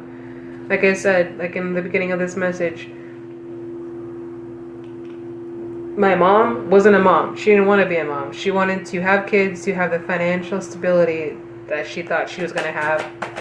And now that it's not happening for her, it's like, no, come back. No, love me. No, be there for me. And it's, again, we're not here to parent our parents. We are here to live our lives. If they decide to grow up and take the time to heal and, you know, do whatever they need to do for themselves, you know, oh, somebody, my nose is itchy. Somebody's doing something. You know, that's like, just like we have the time, they have the time. They expect you to just emotionally be inclined to help them through everything because, you know, you're their kid. That don't matter. Because if, you know, we were your kid so much, you would have been there as a mother. You would have been there as a parent. You would have been there as a stable foundation. You would have been there. Now they're not. So that was the choice they made. Your choice to be happy, your choice to heal, your choice to grow is your choice.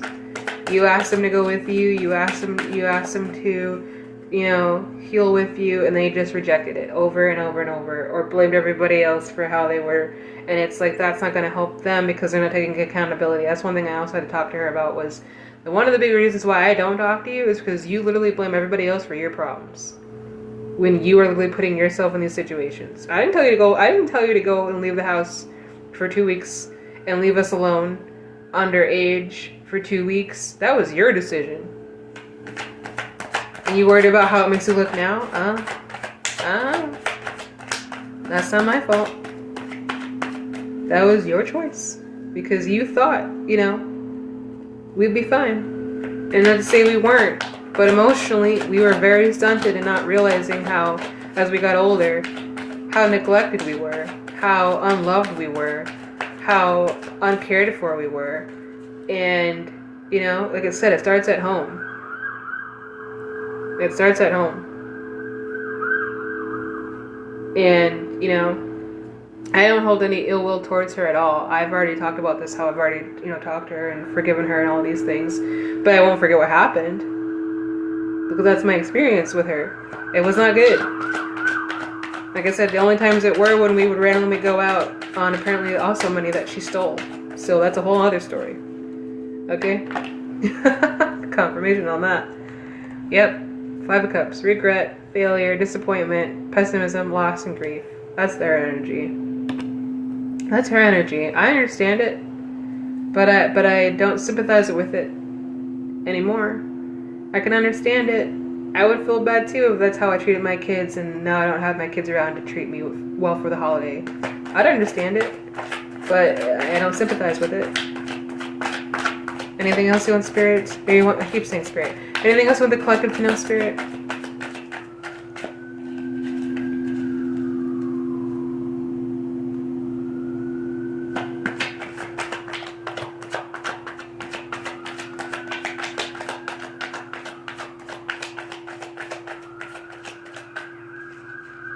This song on even if you don't need me around, I can stay for a while.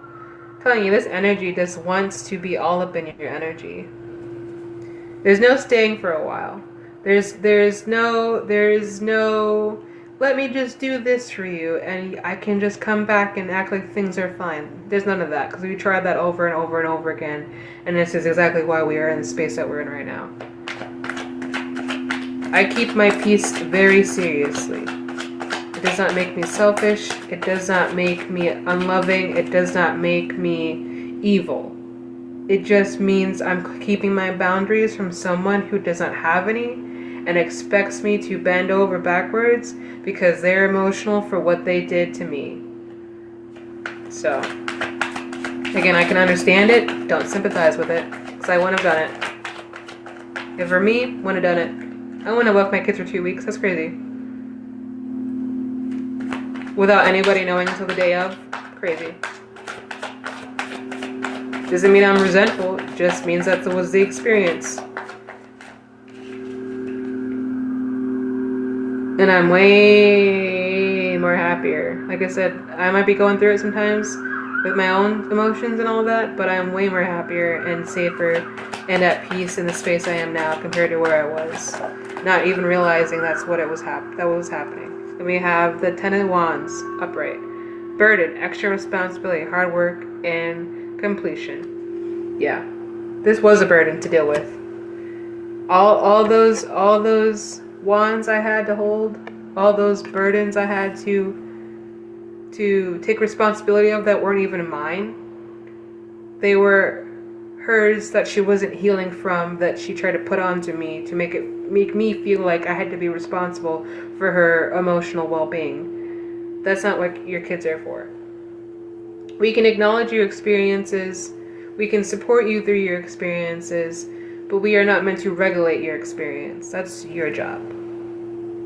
My cycle has ended. It has been completed. The hard work has been done on my part. I have worked enough, and now I'm trying to heal from everything that I did not receive. That all the lack that I had, that all the abuse I had to deal with. Now it is my time to do that. And I will keep doing that and help other people do that. Because I can understand what it feels like and felt like.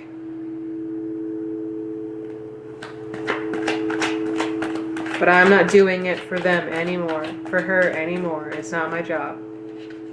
Because when they had the chance, they rejected me. When they had the chance, they said whatever they said about me. When they had the chance, they did whatever they tried to do to me. And this is exactly why we are where we are at, and they are where they are at. It just is what it is. No ill intent, no ill will, none of that. But I am not in the space where I have any capacity to give to them because they did not give to me the proper way. This is what it is. Alright. We got the 6 of Swords. Transition, change, leaving behind, releasing baggage, moving on. Yeah, pretty much. It has been time to move on. But you know, people just don't want to let go of what they think they should have. And,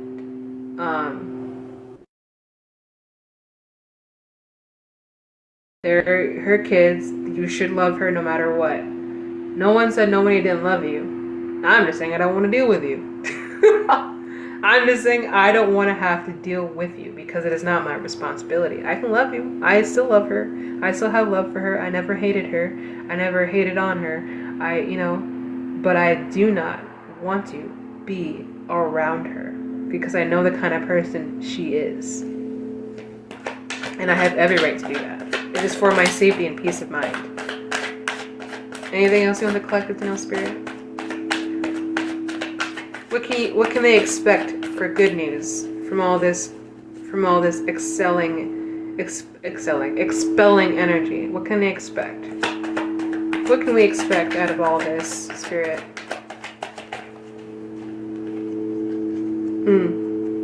We have the 6 of Cups, upright.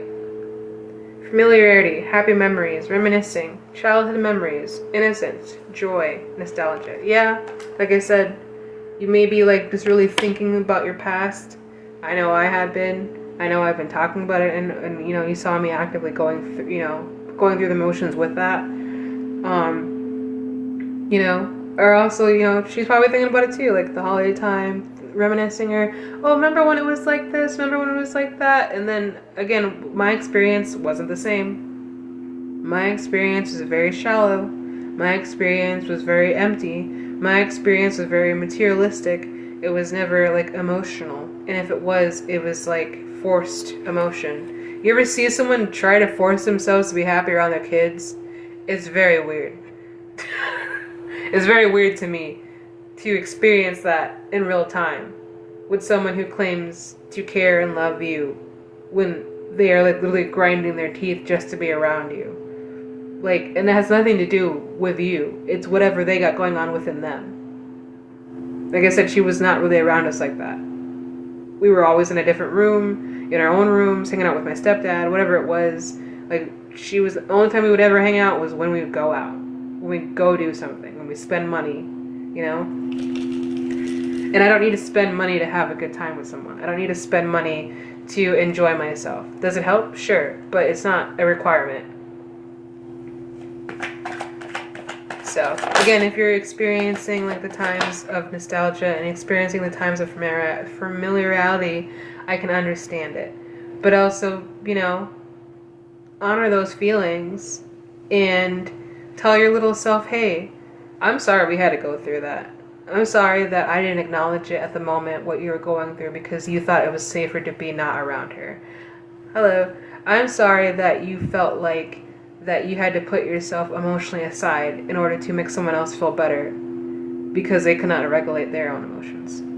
But look at that. We have Ten of Cups, upright. Divine love, harmony, blissful relationships, alignment, inner happiness, fulfillment, dreams come true, family contentment, total love and support. Yeah, like I said, even if you don't have anybody right now, you've got God, you've got me, you've got the collective. You know, I'll be here every day as I can be, because, you know, it also helps me. It helps me feel not as, like, lonely at times like this. It helps me feel like I have people who can connect and relate with me in the sense, and, you know, not feeling like they have to force connections in any kind of way. Not feeling like they have to, excuse me, not feeling like they have to put themselves in a position where they know they aren't capable of maintaining that, excuse me, connection, because they're extending themselves to an extent they can't even meet with themselves, right? Like, I don't do any fakeness. I don't, because I feel it. We have the Ace of Wands, new project, inspiration, urge to create, willpower, desire, power, potential, beginnings, new opportunities, and growth. Yeah. Like good things for us outside of what we may feel, right? We got the Nine of Cups, the Ten of Cups, and the Ace of Wands. It's good stuff. It is good things. It's just, we have to recognize that more. Despite what our reality may be, we have to recognize we have good things. We have good things to be grateful for. We have good things to celebrate. We have good things to appreciate. We have good people to appreciate. We have solid things to appreciate and love and be grateful for. We're energetically in a great spot. Just because you may be going through the motions does not mean you are going backwards. You are letting go. You are releasing. You are moving through it so you can move on. Allow yourself to do that. Allow yourself to cry. Allow yourself to feel weak. Allow yourself to feel vulnerable. And see that when you get through it, why you had to. Anything else you want them to know? Oh. We have the Moon. Illusion, mystery, dreams, intuition, fear, anxiety, subconscious, premonitions. Yeah.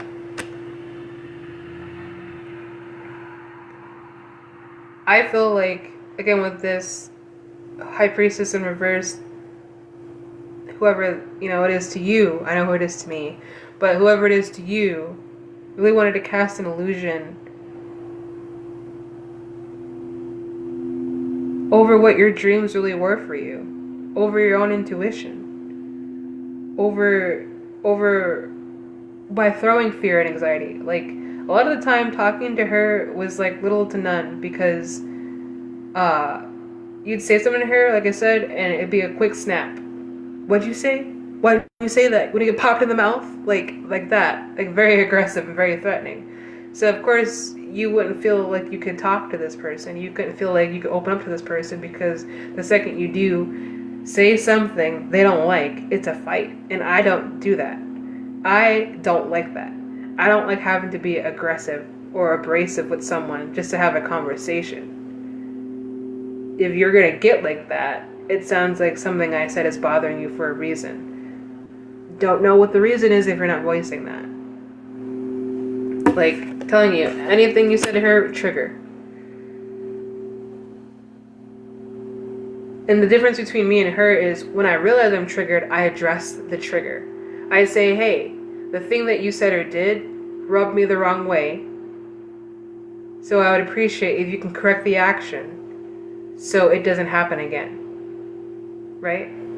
Hello. Like, you're allowed to, thanks. You're allowed to address the triggers, but that was something she could not do. It was snappy, snappy, snappy, fuck you, fuck that, why are you acting like this? You know, why are you saying that to me? What makes you think that you can just do whatever you want to do? And again, child, we were kids. She talked to us like this all the time.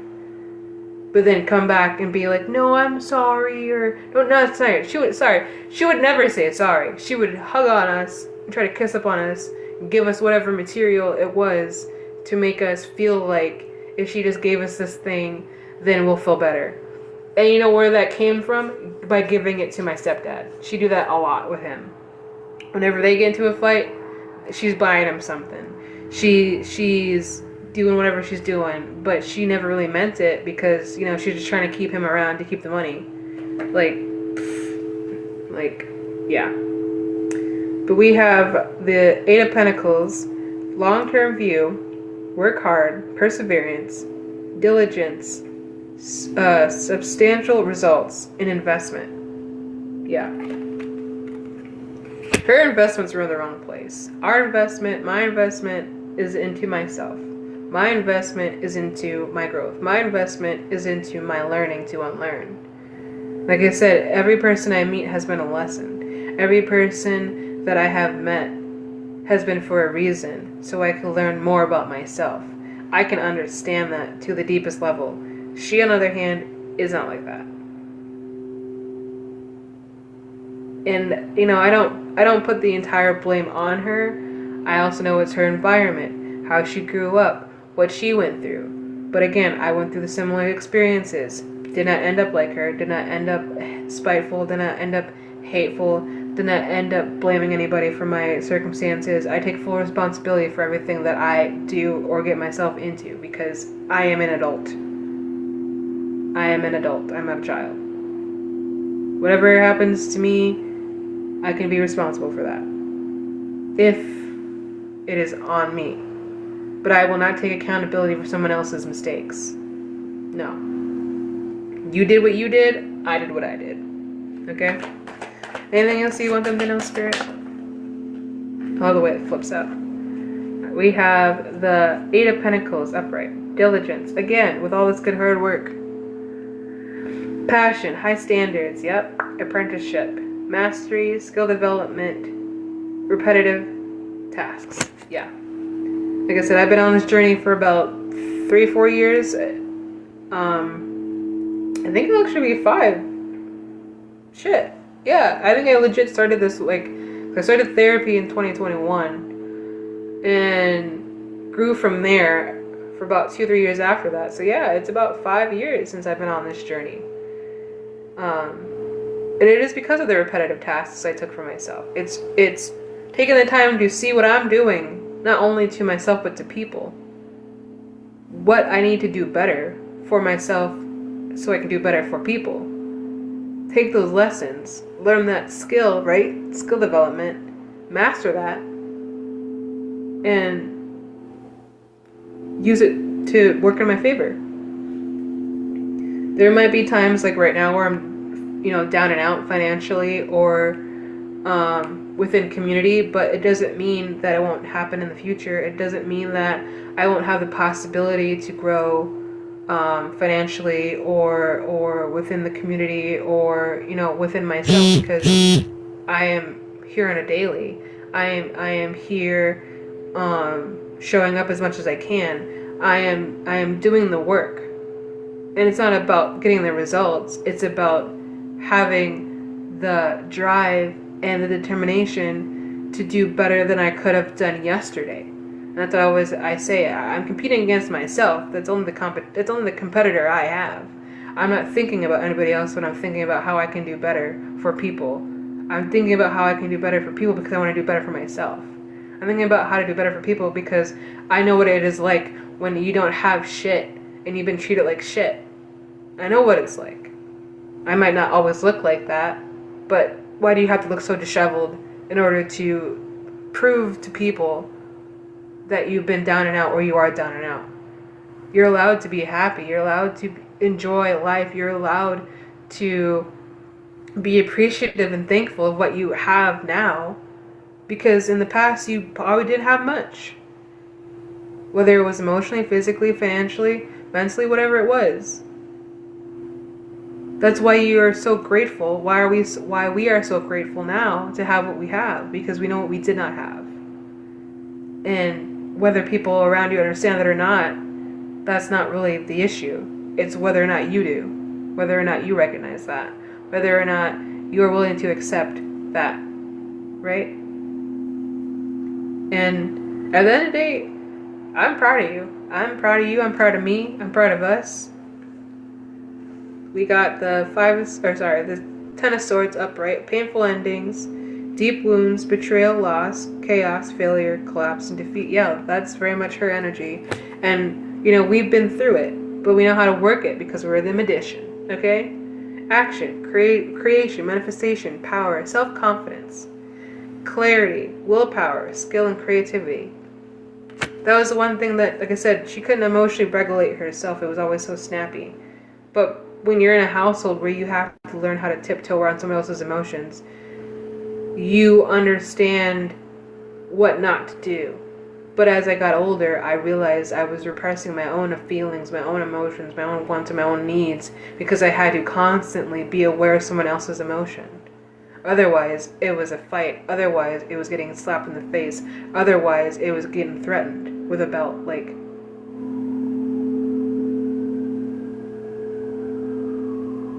I don't know who Jenna is, but you can always do what you need to do when you need to do it. You can always work through what you need to go through when you go through it. So, yeah, Queen of Cups reversed. Inner feelings, self-care, self-love, codependency, and insecurity. Again, that's her energy. She probably still isn't in the place to love herself the way she needs to be loved, to honor herself the way she needs to be honored. And it's because she really relied on the people around her to do that for her, especially her children, to be there for her, to tell her that it's okay for her being how she was to us. It was not. Like I said, she wasn't only doing it to me. My little brother was in the house. But she talked to me the worst, right? And that was her choice. I choose not to be around her for that. That's my choice. Doesn't mean I have any ill will, like I said. Doesn't mean that I am in spite of her. I have already forgiven her for what she has done. I do not blame her for how she ended up being, because, it happened to her before I was even in the picture. But I am not responsible for her. I am not her mother. I am her child. And the song right now is Billie Eilish, They Don't Deserve You. Yeah, everything that I wanted. And the heavens underwater. Anything else you want to collect with no spirit? This energy has been ended, at least on my end, for the longest time. But, people, spirits, whatever it may be, linger. And they really tried to repress how you feel, and then make you feel like you feeling that way is wrong. It's not. It's not. Yep, we got the Queen of Wands, upright. Courage, confident, independence, focus, zest for life, determination, and joy. Again, that's our energy, along with the Magician. It took a lot of courage to pull through what I had to go through, just to tell myself it is okay to feel angry. You know how hard it is for someone who deeply cares about everyone not to be angry at themselves for being angry? I'm pretty sure a lot of us can resonate with that. Have you ever gotten mad at yourself for being mad? I have, a lot of the time. And I stopped doing that because I wasn't allowing myself to feel angry. Oh, it was, you got nothing to cry about, you got nothing to be upset about, I'm going through this, I've been through worse, I've da-da-da-da-da. And it's because people invalidate your feelings so much, you don't feel valid in even getting angry about how you're feeling.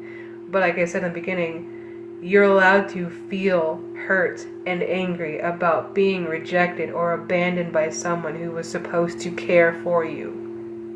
It is not your fault for feeling how you feel. And it is not your responsibility to make them feel better about how they made you feel. That's narcissistic energy trying to pull on your empathy. They want you to feel bad for you even getting upset about how they treated you. Make it make sense. It never does. It never does. And to them, it never will, because they're going to keep expecting you to do or be or act better for them so you can make them feel better about what they have done to you. No. No. No. No. No. I am not here to make you feel good about the abuse you put me through. I'm here to talk about it because I'm allowed to talk about it, because it was my experience with you. If you don't like what's being said, then you shouldn't have did it. Don't do the crime if you don't want to do the time.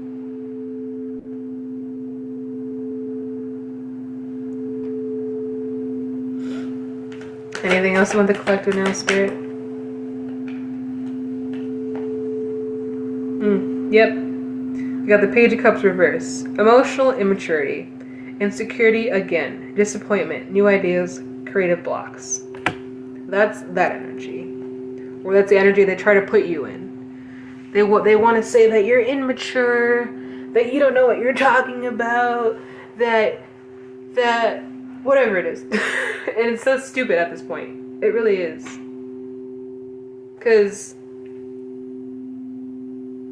it's not adding up to your experience at all. It just further invalidates your experience, which confirms the abuse more and more and more.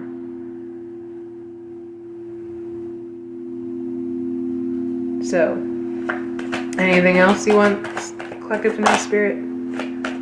Anything else? I love when they flip out. Alright, we have the Eight of Wands. Speed, rapid action, movement, swift change, manifesting quickly, quick decisions, air travel. So you might be traveling somewhere, you might be doing something, you might be having to go through this sudden swift change in order for you to recognize, or you already have gone through this change, in order to recognize your worth, your value, your time and your effort was put towards good things. Just because someone who abused you cannot benefit from that does not make you a bad person. It makes you an aware person. It makes you an honorable person. It makes you a protective person. And you have every right to protect your fucking peace.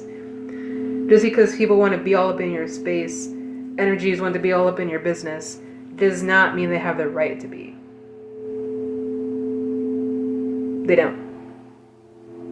Like, I'm not obligated to your time. You're not obligated to my time.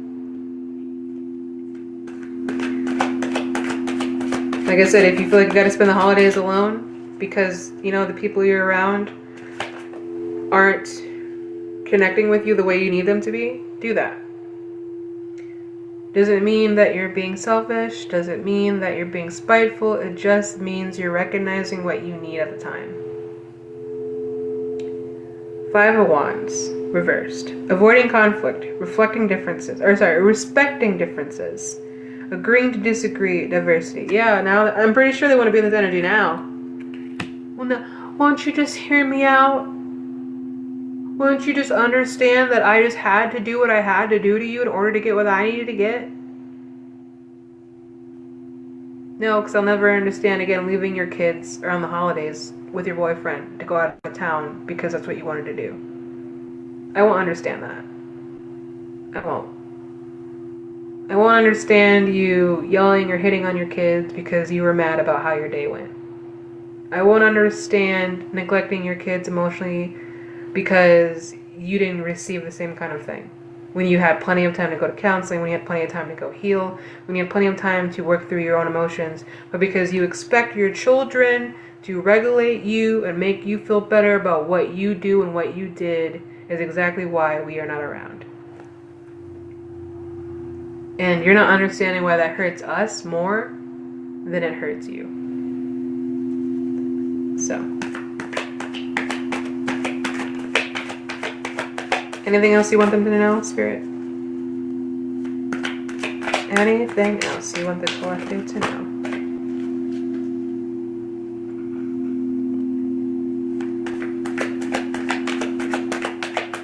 Anything else you want them to know, Spirit? Boundaries are so important. And you can tell when people don't respect your boundaries. I'll just say that. Because they are nosy. Even when you tell them no. Or I don't want to talk about it.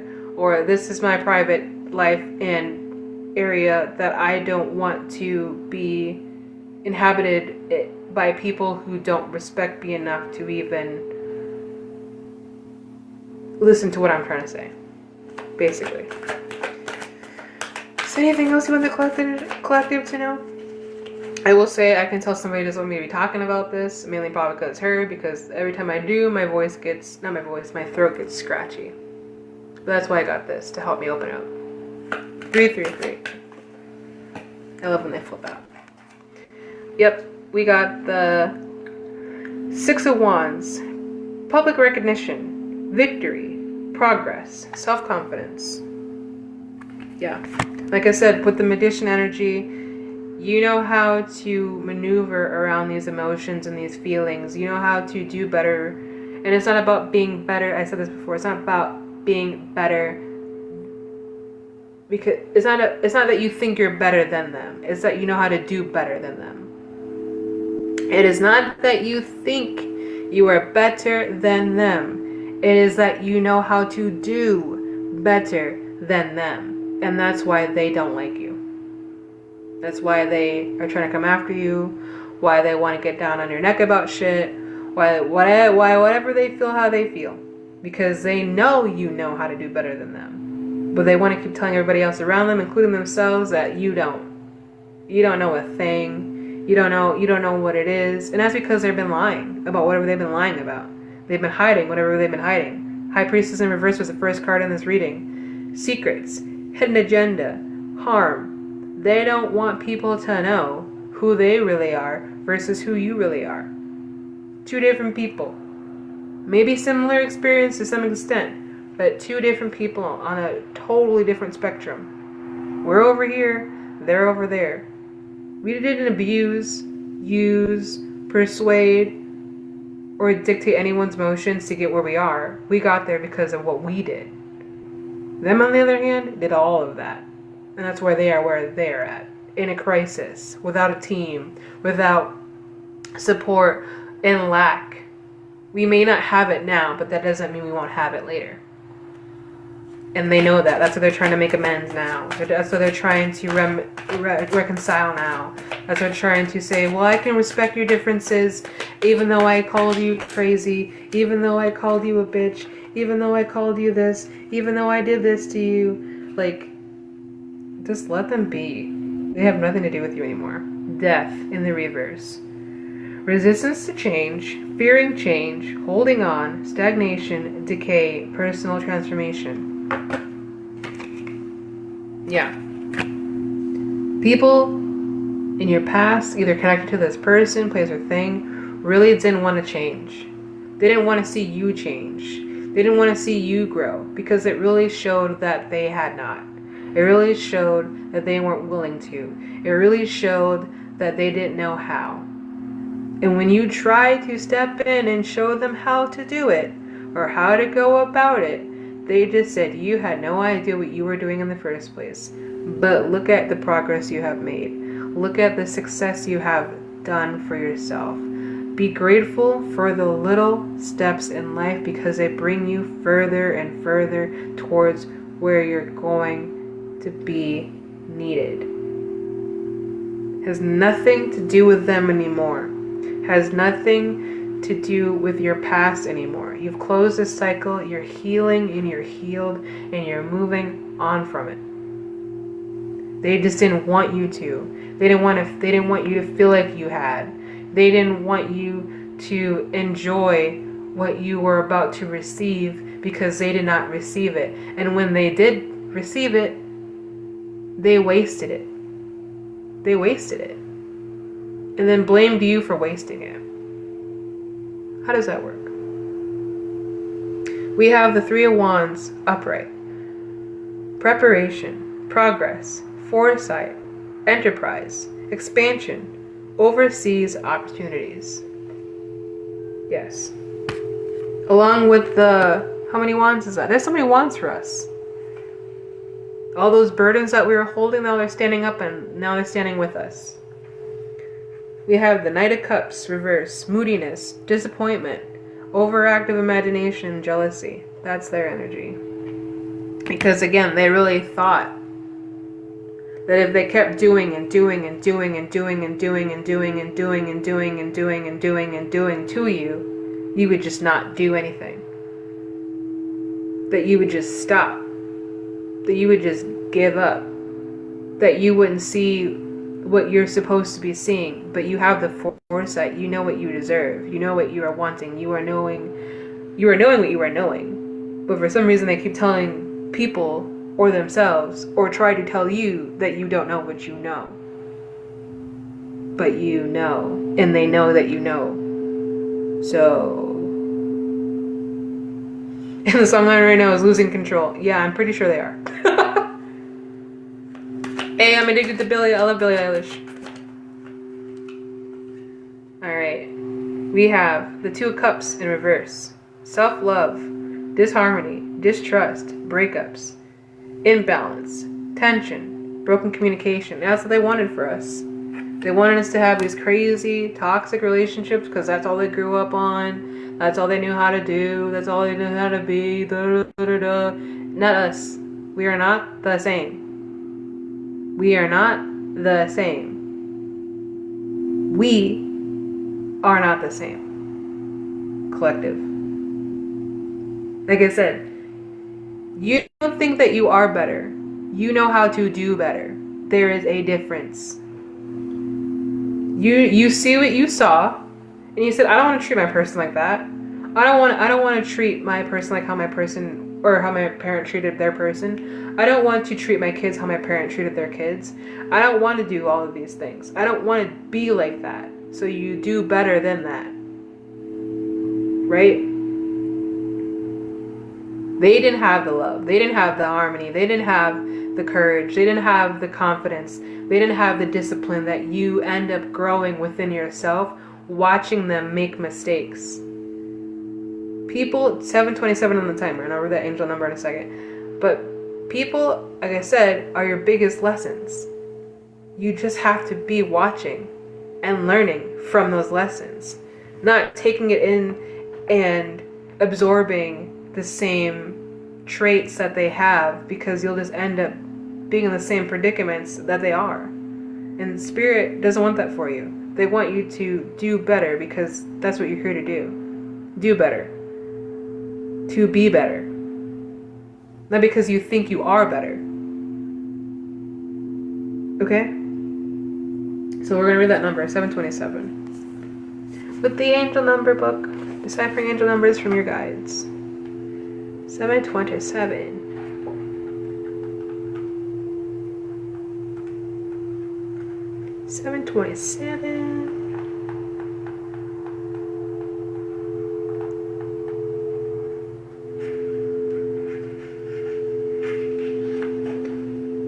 Sometimes not all of them that I would like to read are in here, so I'll just say that now. 727.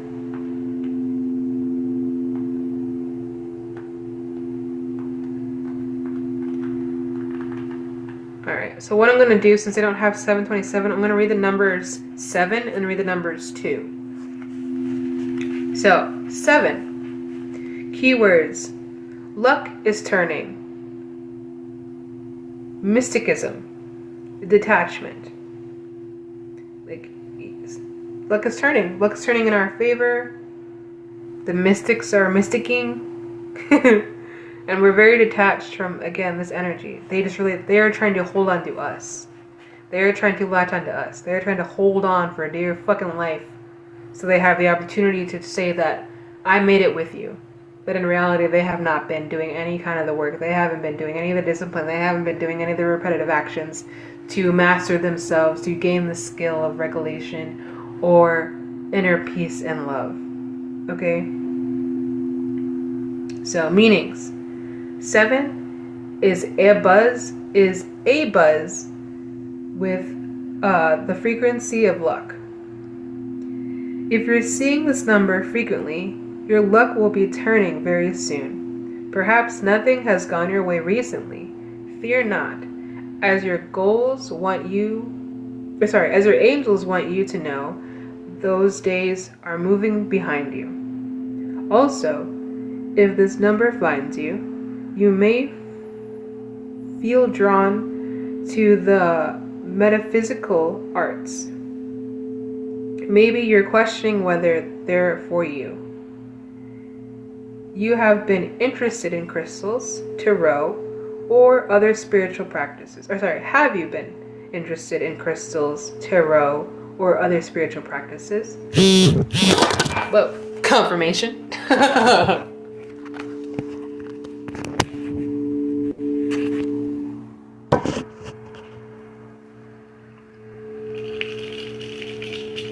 Excuse me.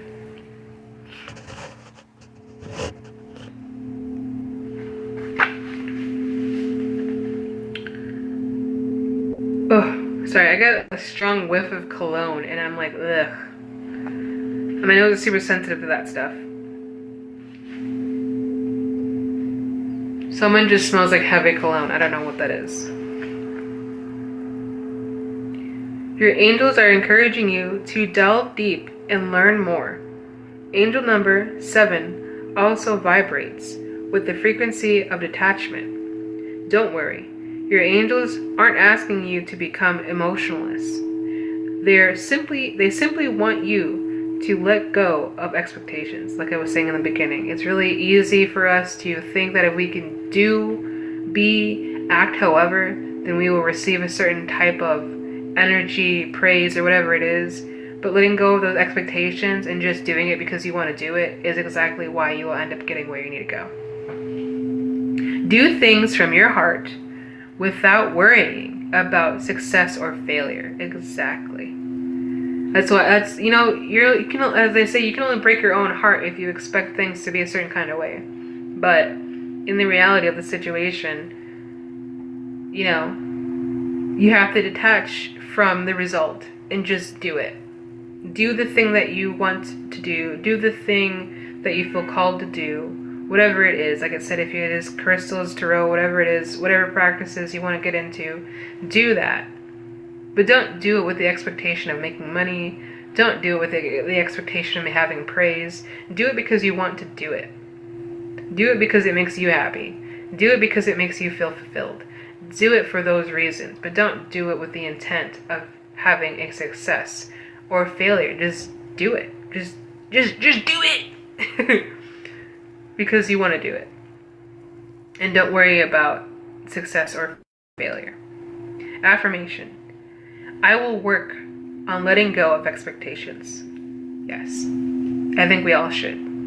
I think it's, like I said, very easy for us to think that if we do act or be a certain kind of way, then we will receive something that we've been asking for. But then that's not you showing up as your authentic self. That's you showing up in a mask expecting something to be different because that's what you want. Then we have activation. Each day for a week, on a small piece of paper, write down something you want to bring into your life. It can be anything from money to better health to romance. Stack each subsequent piece of paper on top of the previous one. On the last day, take the stack of paper, which contains 7 different things you want to manifest, and place it in a fire-safe container, such as a grill or fire pit.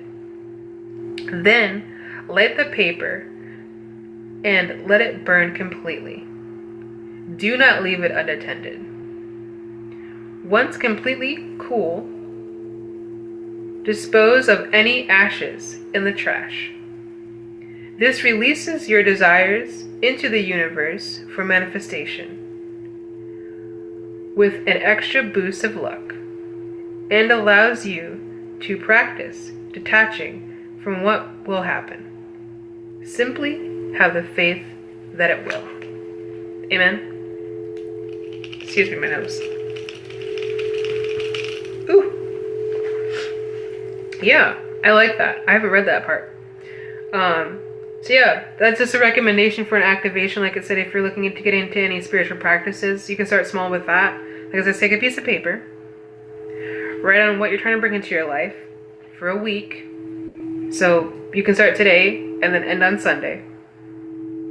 Take that stack of paper, burn it safely, get rid of the ashes, and through that process, you're letting go of your expectations of what will happen.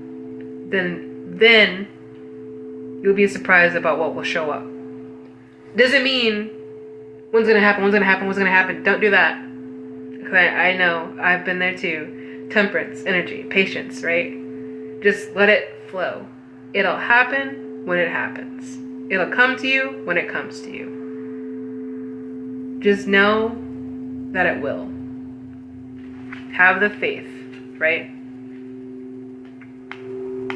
You have faith in yourself, it'll come to you. You don't have faith in yourself for the process, it might be a little sketchy about how it comes to you. So like I said, 727. So we're going to read number 2 now. Keywords: decision time, balance needed, keep the faith. Again, a lot of keeping the faith energy. I understand, I get it. How it might look or feel like might not be like, Bri, how can I keep the faith when I'm going through this? How can I keep the faith when I'm going through that? And I just say, you gotta. You want the results of what you want, you gotta keep the faith. Whatever you might believe in. Whatever you're into. Not the devil's energy, because, he tricks you all the time. This is angels and spirits talking to you. This is the afterlife talking to you. These are their tools of manifestation that they used to help them go through what they had to go through. You can't keep linking up with the devil and expect him to give you everything, because that's how he takes it away real fast. So, meanings. This or that. Which path should I take? Have these types of questions been on your mind lately? Possibly, if you're seeing this angel number, your angels want you to know it's time to make a choice. Once you do, life gets moving again. Sometimes we spend so much time trying to make a choice that we end up slowing our progress in the process. This message also is about finding balance. Maybe you're juggling a couple of jobs or two, many responsibilities, and so feeling stressed. Your guardian spirits send this message as a gentle reminder to find some stability and reprioritize.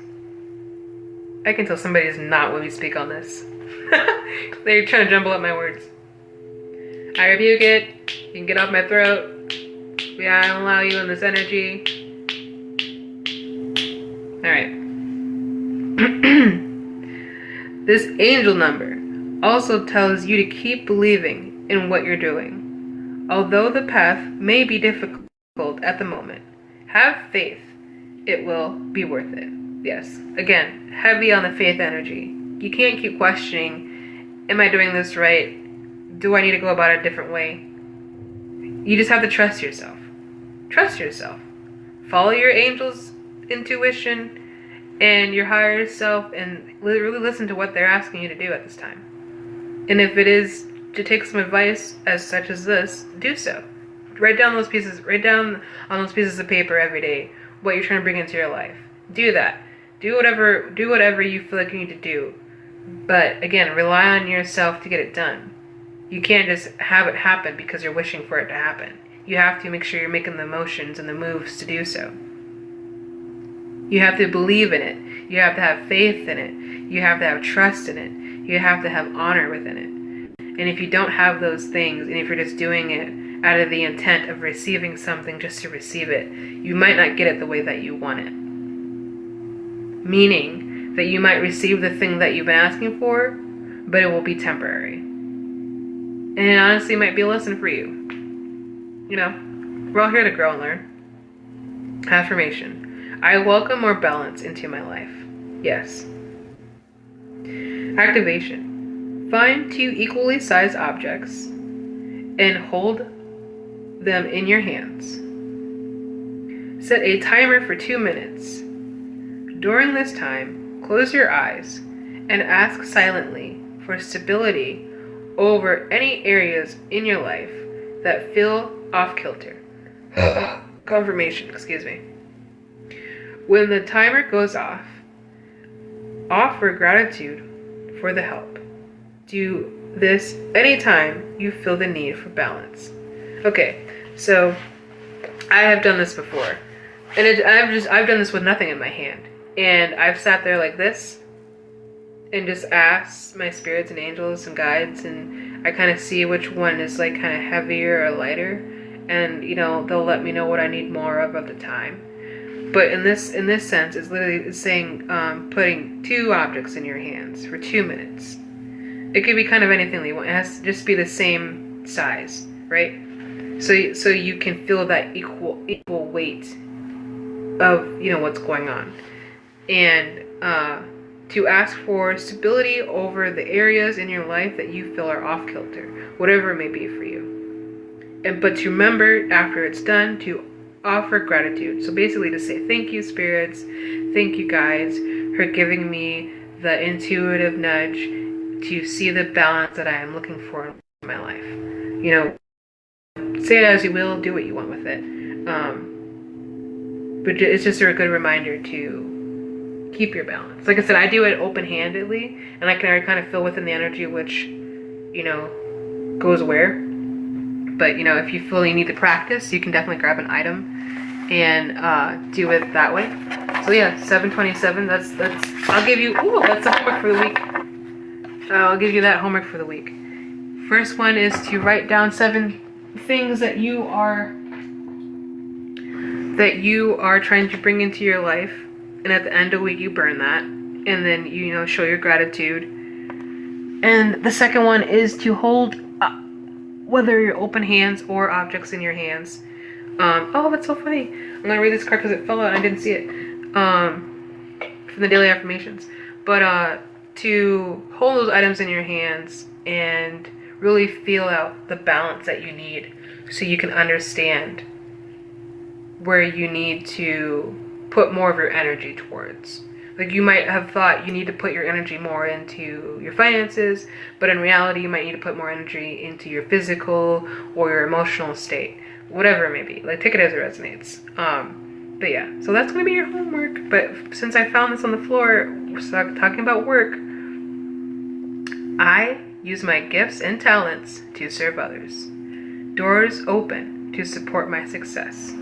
Yeah, like I said earlier, you might not see the results now when you're doing all of these steps and stages, right? But you can see the results later. They'll come up when they come up. And I think we need to be a little bit more patient with ourselves when it comes to having the results that we want, right? And it is just self-work. It's a daily thing. Like I said, repetitive tasks. It's a daily thing. It's not gonna just happen overnight. It's a daily thing. You do it every day. And yes, at times it will feel tiring. Yes, at times it may feel like you're not getting anywhere, you know, whatever it may be for you. But know that you are doing the work how you are doing the work. Just imagine you're just in a line. You're just in a line. You're in a spiritual line, right? You can't just put yourself in the front because we want it right now. You have to wait like everybody else is waiting. So I hope you can be patient through this time with yourself and other people around you. I hope you can give yourself the grace and that you need to in order to feel like you are on the right path with yourself. And I hope that you can also give grace to other people around you who don't have the capability to give you what they need, or sorry, to give you what you need at this time. If they are unavailable or emotionally detached or whatever it may be, you're kind of being asked to do the same thing, so you can really be tuned in with what you need right now. So, I hope this message helps. This is my only page here on YouTube, TikTok, Instagram. I don't reach out. And don't get scammed. So, I love you. Have a good one. Thank you for listening.